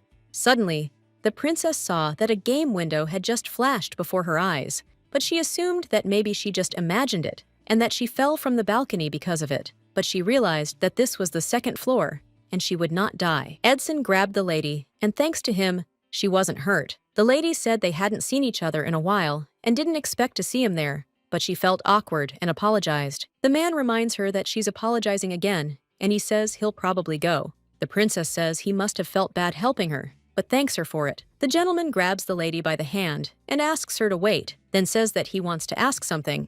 The girl doesn't understand why he's suddenly showing her so much attention, and he's interested in why she's helping him. The princess reminds him that she told him that she was no longer interested in him, and the man claims that it would be easier for her to get rid of him. But that day, she said that she was sorry, and then asks why the princess he knows no pity. Raya realized that he was not here to have fun at the ball because he wanted to see and interrogate her. Eldria asks if he knows her that well, and the man says that he has only seen the most vile side of her nature, and therefore asks to answer why she helps him. At this time, the main character thought that she would not be able to get out of it like last time, and then asks what difference it makes to him, and suggests that it would be better to forget about everything. The girl says that if they don't collide again, then it can be considered that everything is over. Edson asks if she knows this pain when he wakes up in the morning, and when he falls asleep, when he laughs, or is sad, and even when he is in the arms of another woman, and wherever he goes, and whatever he does, every moment she is in his thoughts. Nadrika saw the princess he wanted to approach her, but the knight stopped him and covered his mouth with his hand. Edson asks if she's telling him to just forget about it. The man says there's probably no point in eavesdropping any further, and then informs Her Highness that someone will be waiting for her. The lady realized that she had suddenly disappeared, and Nadrika was probably worried, and then she turned to the man and said that she understood what he wanted to say, but since it was painful for him to look at her, the best thing for them would be to stay at this distance from each other, and therefore she suggested not to come closer and keep their distance. Rhea asks Nadrik if he was waiting for her, and the guy asks in surprise how she ended up here. The lady explains that it happened by accident and suggests they go back. Seeger turns to Her Highness and thanks her for the performance, and at this time, the main character thought that she was going to leave, pretending not to notice him, and then asks what performance he is talking about. The knight wonders where he is wrong, and then says that despite the fact that she destroyed his country and destroyed his loved ones, and he is completely in her power, even his heart and mind are enslaved, and he is literally mired in her. Seeger believes that this guy is not one of those who agreed to admit this, and that it will ultimately be his undoing. The lady calls his name, and he asks, surprised, if she remembers it. The princess explains that she remembers him because he's hurt that in the prime of his life, she ruined his dreams of a brilliant career, and that after the humiliation he endured, she simply discarded him like an old worn-out shoe. The lady asks if he compares himself to him when looking at Edson, and then claims that he needs to learn to hide his feelings if he wants revenge. The girl thought that his heart and mind were in her power, and that Seeger was wrong because Edson's feelings for her could not be explained so simply. Nadrika tells the princess that he wants her to be happy, and therefore she should not connect herself with the past, which she cannot even remember. The girl doesn't understand that, in the eyes of this guy, she is a princess who has lost her memory, and then says that her past is also a part of her, and therefore she is responsible for it. Rhea thought that she had a strange feeling because she spent almost all her time in the palace and thought that everyone had forgotten about her. When the lady saw Eclat, she remembered that he wanted to join the imperial family, but became another concubine, and judging by today, he was supplanted by another concubine and even a former slave. The princess knew the emperor was holding back his hiccups, but she didn't expect things to be this bad. She wondered why he'd held a victory ball in the princess's palace, and she hadn't even worried about him once. Nadrika tells the lady that he must admit that he does not know how to dance, and that he has not learned the dances that are usually performed at balls, and then kisses her hand and says that he is very sorry. Eldria thought he wanted to leave her so she could attend to the Eclat. The young man promised he would definitely dance with her next time. Aristocrats say that, as expected, he did not become a husband, and if he had been content with his status as a duke, he would not have ended up as an abandoned concubine. The main character thought that even knowing what she hears, they continue to humiliate him without hesitation, and believes that this is because the princess previously treated him disgustingly. Lady, you understand that everything would end if he just left, but he continues to sit, maintaining an unperturbed appearance, like a devoted vassal. Eclat is the main hero of the occasion, but he was made a laughingstock because the princess treats him disdainfully, placing him below another concubine, and because at the ball, in his honor, she did not even deign to look at him. The girl knows that he is not just a concubine for her, but a much more valuable person, and then she approaches him and tells him that the performer of the role of his wife has arrived, and at that time she thought that this is what she can do for him, and then she extends her hand and asks to allow one dance. At this time, the main character thought that this would be enough, and then turns to the guy and says that she does not dance them so well, and therefore wants him to help her because she needs him.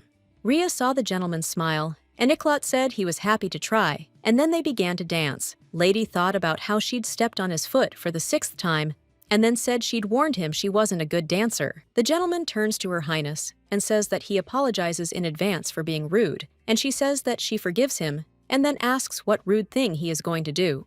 The princess says that she feels like her feet don't touch the floor, but he insists that this is how it's supposed to be. On the ceiling, there was a dazzlingly shining gilded chandelier, and on all sides, there was a bright light of lights, and the princess and aristocrats dancing among them, and the main character realized that she had actually ended up in another world. Eldria tells the master that she thought that she only needed him, but she took his devotion for granted, but she believes that a relationship is not something that can be one-sided. The girl says that instead of endlessly seeking his support, she should become his support. Eclat thanks him for his concern, and then asserts that she has no need to worry about him. The princess offers to call her at any time if he has any difficulties because she will come to him. Rhea reflects on how she kept thinking about how to sneak out of the ballroom, but who could have known that the reason would be that she had drunk too much and felt tired from it. The lady saw the Nadrik and realized he'd been waiting for her all this time. The guy asks how the ball went, and she replies that she stepped on someone's feet and thinks they're probably pretty swollen.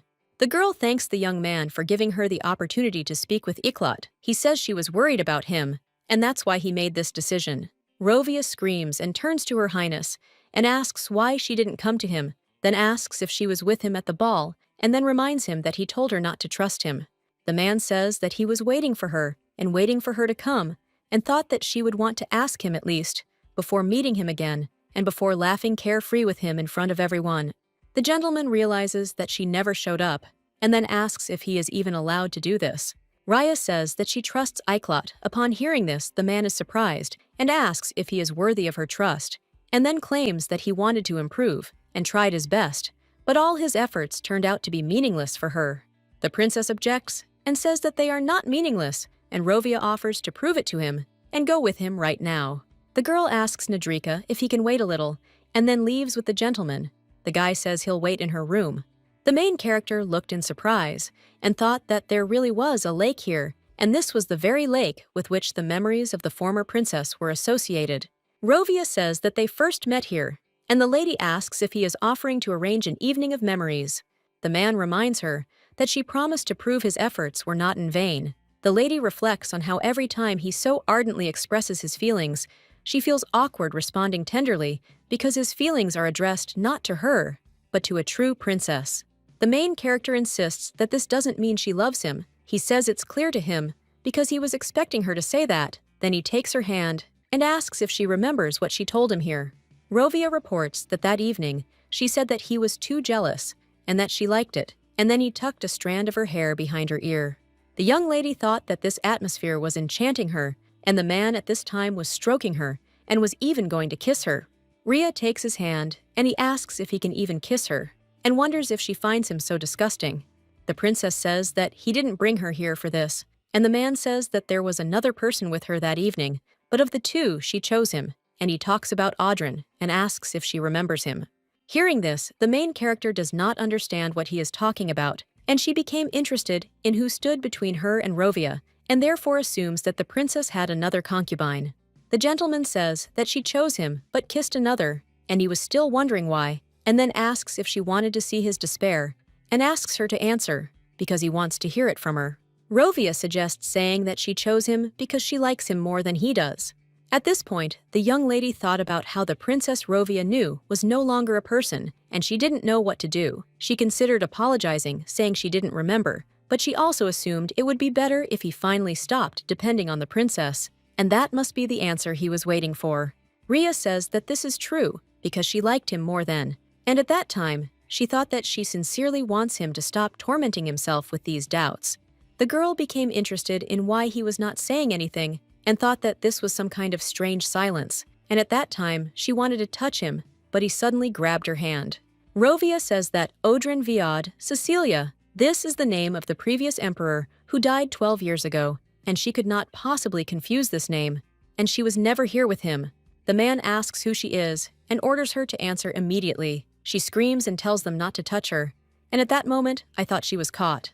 The main character understands that she knew little about this world and did not allow herself to relax for a minute. However, besides Nadrika, Rovia is the person who is closest to her, and sooner or later, he had to guess and assumes that this could not have happened so soon, and then reports that she lost her memory. The gentleman believes that there is no point in saying that she lost her memory because she is a different person. Hearing this, the girl thought he was absolutely certain of it. Rovia asks if he scared her, and Rovia agrees, saying he's right, and then reveals that she's not a princess.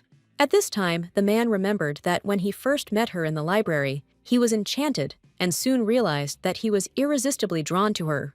After Rovia began courting her and gained her attention, her acquaintances cast sideways glances at him, but he was still glad to see her any time. When the guy made a bouquet of flowers, he came to the mistress, but the maid did not let him go because the princess was busy. The guy was sure he'd go see her that day, but when he entered, he saw the lady with other guys, so he became her concubine, or rather a nameless toy she'd played with and forgotten. The man was so angry he was ready for revenge. At this point, the main character asks him what he'll do, and whether he'll tell everyone. He says he never even thought about it. The girl asks why he forced her to reveal herself and what he got out of it, since she believes that he wanted to lie to get the truth out of her and then blackmail her.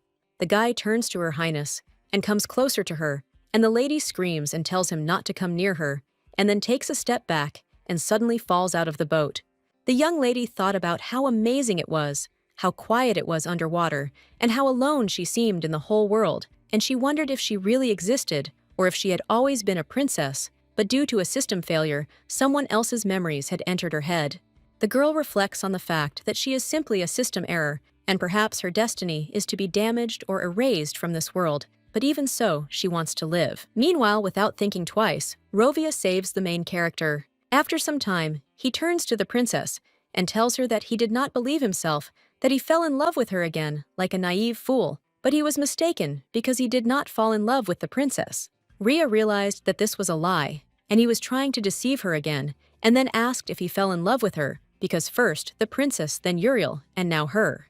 The young lady believes that she has too many reasons not to believe him, but the guy claims that he is not lying because he guessed that the princess and he are different people, and therefore it does not frighten or repel him. Eldria asks why her, and whether it's necessary to love someone so much, since it doesn't matter who it is. The man objects and says that's something completely different, since only she could awaken such strong feelings in him, and then asks what it is, if not love. The girl asks if he is sure that she is not another one of his temporary insanities, and the guy claims that he wanted it to be that way, but everything is not so simple.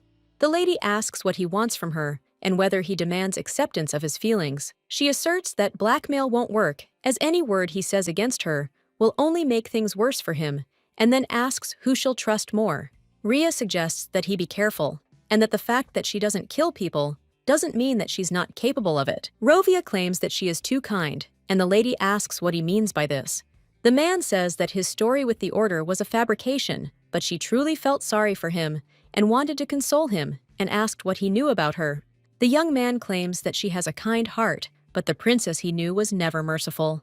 Hearing this, the main character thought that she had been waiting for these words for a long time because she had been so afraid and had put so much effort into changing the princess's reputation, and now she had been called kind.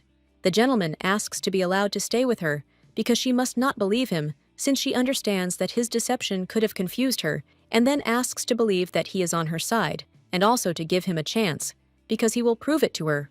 The princess says that she can't, but the guy claims that he will still try to convince her and make her feel sorry for him herself. The man says that until then, he will not demand anything else, and will not touch her without permission, and therefore asks to let him hug her now. At this point, the girl wondered if Rovia had been thinking about this conversation for a long time, and then asked if he was afraid of her. The young man insisted that she was charming, and that he wasn't afraid of her. The lady remembered that, as he had said, she was not a real princess, and she had hidden the whole truth from Nadrika, who was devoted to the princess, and had sought solace in his arms. Risa reflects on how she felt guilty about Edson's mental trauma, but continued to pretend to be the ruthless Eldria in front of him. The princess was bathed in the care and attention of the noble Iklot, as if she had every right to it, but she understood that she was a fake Eldria.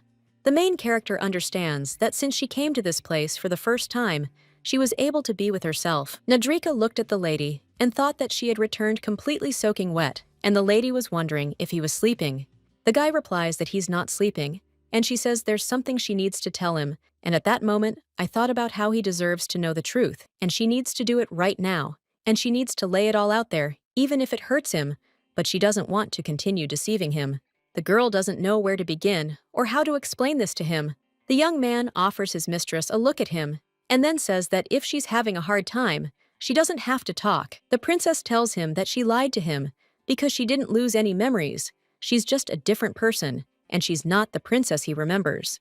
Nadrika says that he knows, and upon hearing this, the main character, surprised, asks if he knows for sure, and at that time, she thought about what was more important to her, how long ago he found out.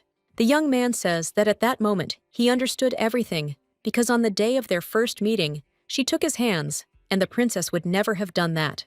Rhea heard this and asked why he didn't tell her, and since he knew this from the very beginning, why did he help her? Nadrika explains that he thought he could catch his breath a little, that he had gotten out of hell for a short while, but at some point he began to pray that it would last forever. The guy reports that he was afraid every time she fell asleep, and every morning he wondered if that other princess had returned, and he was tormented by doubts and a superstitious fear that if he spoke the truth out loud, she would disappear, dissolving into an unattainable distance.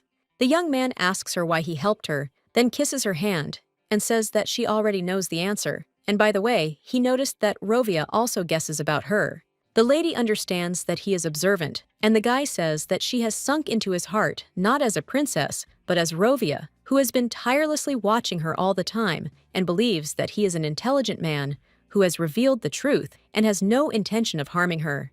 Nadrika asks her if she's considering accepting him or not, then suggests she's surprised, and asks why he's advising her this, and whether it's because she's a real princess. The young man insists this is not true, and the mistress asks if she is a burden to him. He says he is afraid because she is in danger, but he is weak and cannot protect her. The guy says it's painful for him to look at her and realize he's powerless to help her. Then he hugs her and starts crying. Then he suggests she hurry and accept him because this gentleman will become her ally. Nadrika asks the lady to take care of herself for his sake, since she cannot lose her, because for him, she is the most important woman in the world, and he values her very much. Uriel came to the gentleman, and he asked how her life was, and then hugged her. The girl replied that it was bearable, and then asked how the woman was doing. The man wonders why she constantly asks about her, and she says that even now she has no right to ask, since thanks to her work she lives in this wretched and dirty shack. Uriel believes that it is her fault that her life went to waste, and he never even stood up for her, and would finally do something if he truly loved her. The girl asks if he swallowed his tongue, and maybe he is indifferent to her, and also suggests that he cannot answer her, because he has no words. The gentleman claims that she has always been dear to him just as she is now, and the girl screaming invites him to take a closer look at her dire situation. Uriel says that they kicked out of the palace an ordinary servant who was underfoot, but for him, as a former member of the royal family, this is a mere trifle. Edson thinks she knows he doesn't think so, but she wonders if she should be grateful to him. The man claims that it was her fault that she was banished, and the lady objects and says that she did nothing special, and he speaks as if he were a saint. And then she says that all people make mistakes, but only some get away with it and live happily, while others can only whine about their unfortunate situation, that now she is one of those others, and she is not happy with this, and therefore will not leave it like this. At this time, the guy thought about whether it was true that the woman he fell in love with was standing in front of him, and at the moment when he was so angry and confused that he could not trust anyone, she became the only one who did not let him perish in the abyss of despair from the shame and hatred that consumed him. Uriel claims that she will not forgive her, and Edson suggests that it is better to forget about the princess because they could go somewhere and live far from the palace.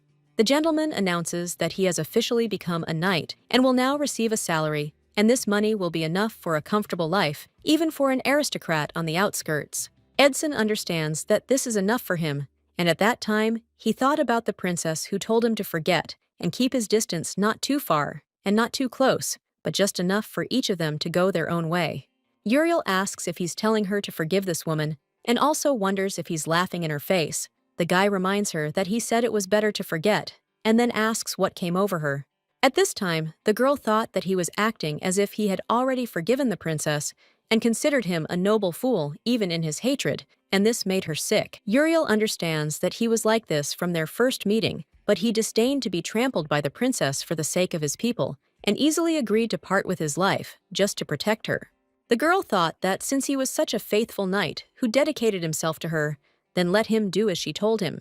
Edson says that he understands how she feels, and then tells her that he only has her, and therefore suggests leaving everything as is, and leaving.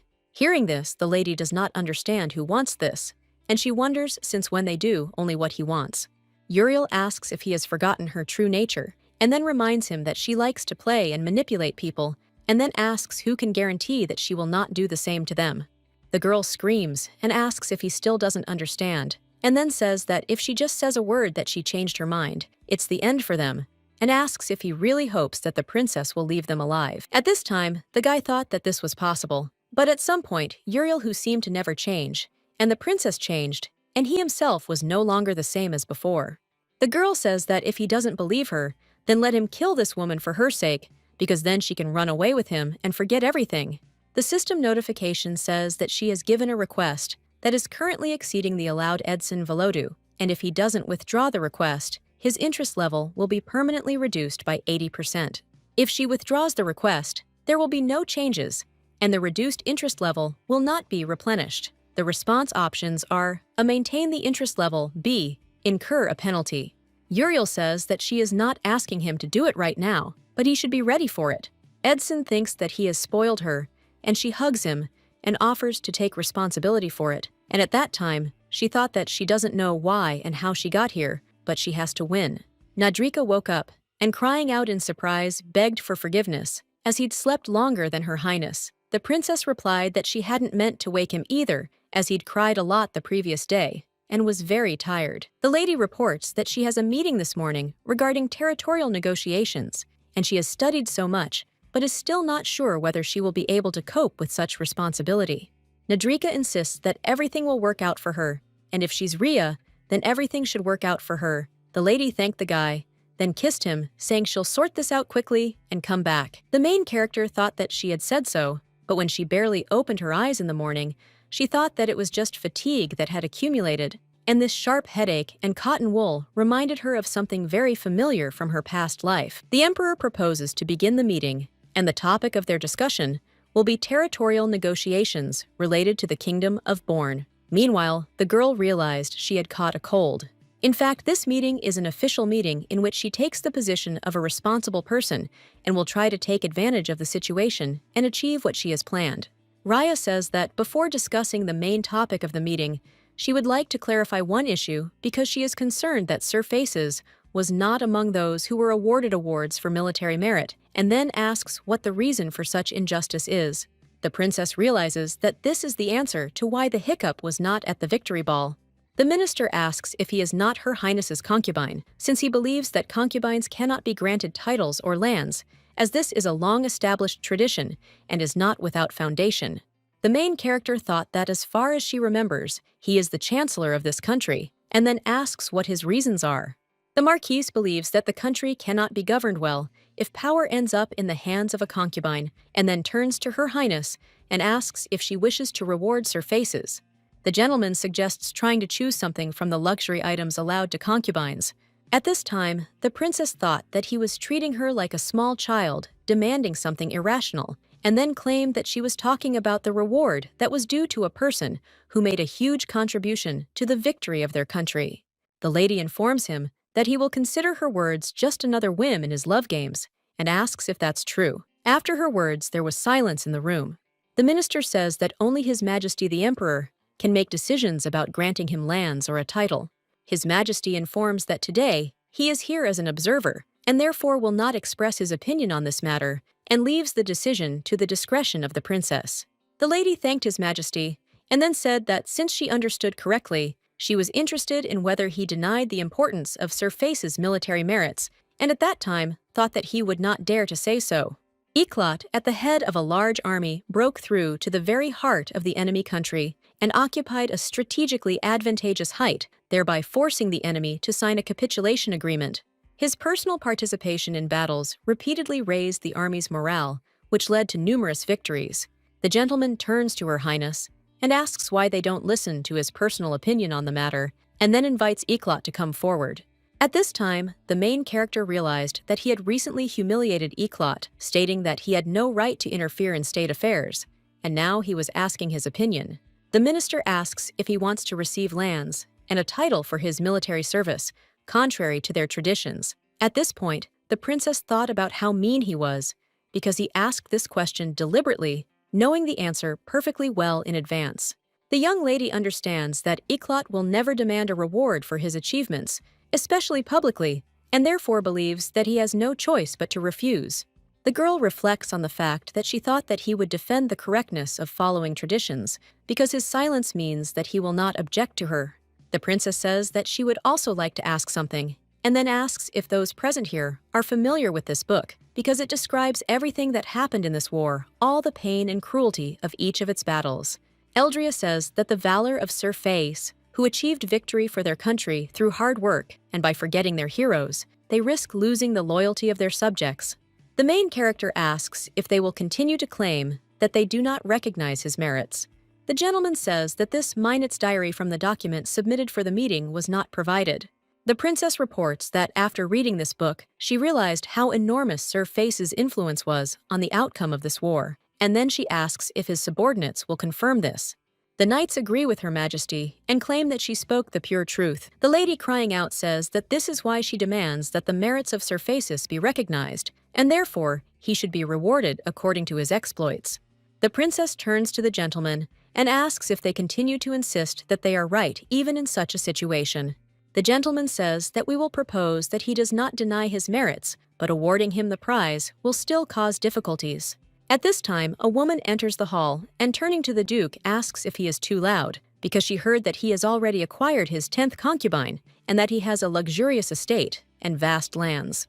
The black-haired lady is informed that there are so many rumors about his wealth that one can only wonder how soon he'll turn the sea into a private pond. Then she asks him what he did to earn so much. Icarus asks why she's here. The woman approaches the princess and says she's pleased to meet Her Highness and says she's Sir Faya's deputy Quarantine Faces. The Duke, crying out, asks what she is allowing herself to do, and the princess says that, judging by his words, he acknowledges all the exploits of Sir Faces, and then asks if his status bothers her, and if she understands correctly. Raya says that in other words, if he were not her concubine, he could have received real recognition and a reward worthy of the Duchess of War, and then asks if she is right. Duke Og says that this is indeed the case, and the princess states that if this is an obstacle right here and now in the presence of His Majesty, she declares that from this moment on, Faces has been officially stripped of his status as a concubine. The man tells the gentleman that it seems he has completely lost his head because of this woman named Uriel, and the only suspicious activity is that she was visited by a maid, with whom she apparently communicated while working in the palace.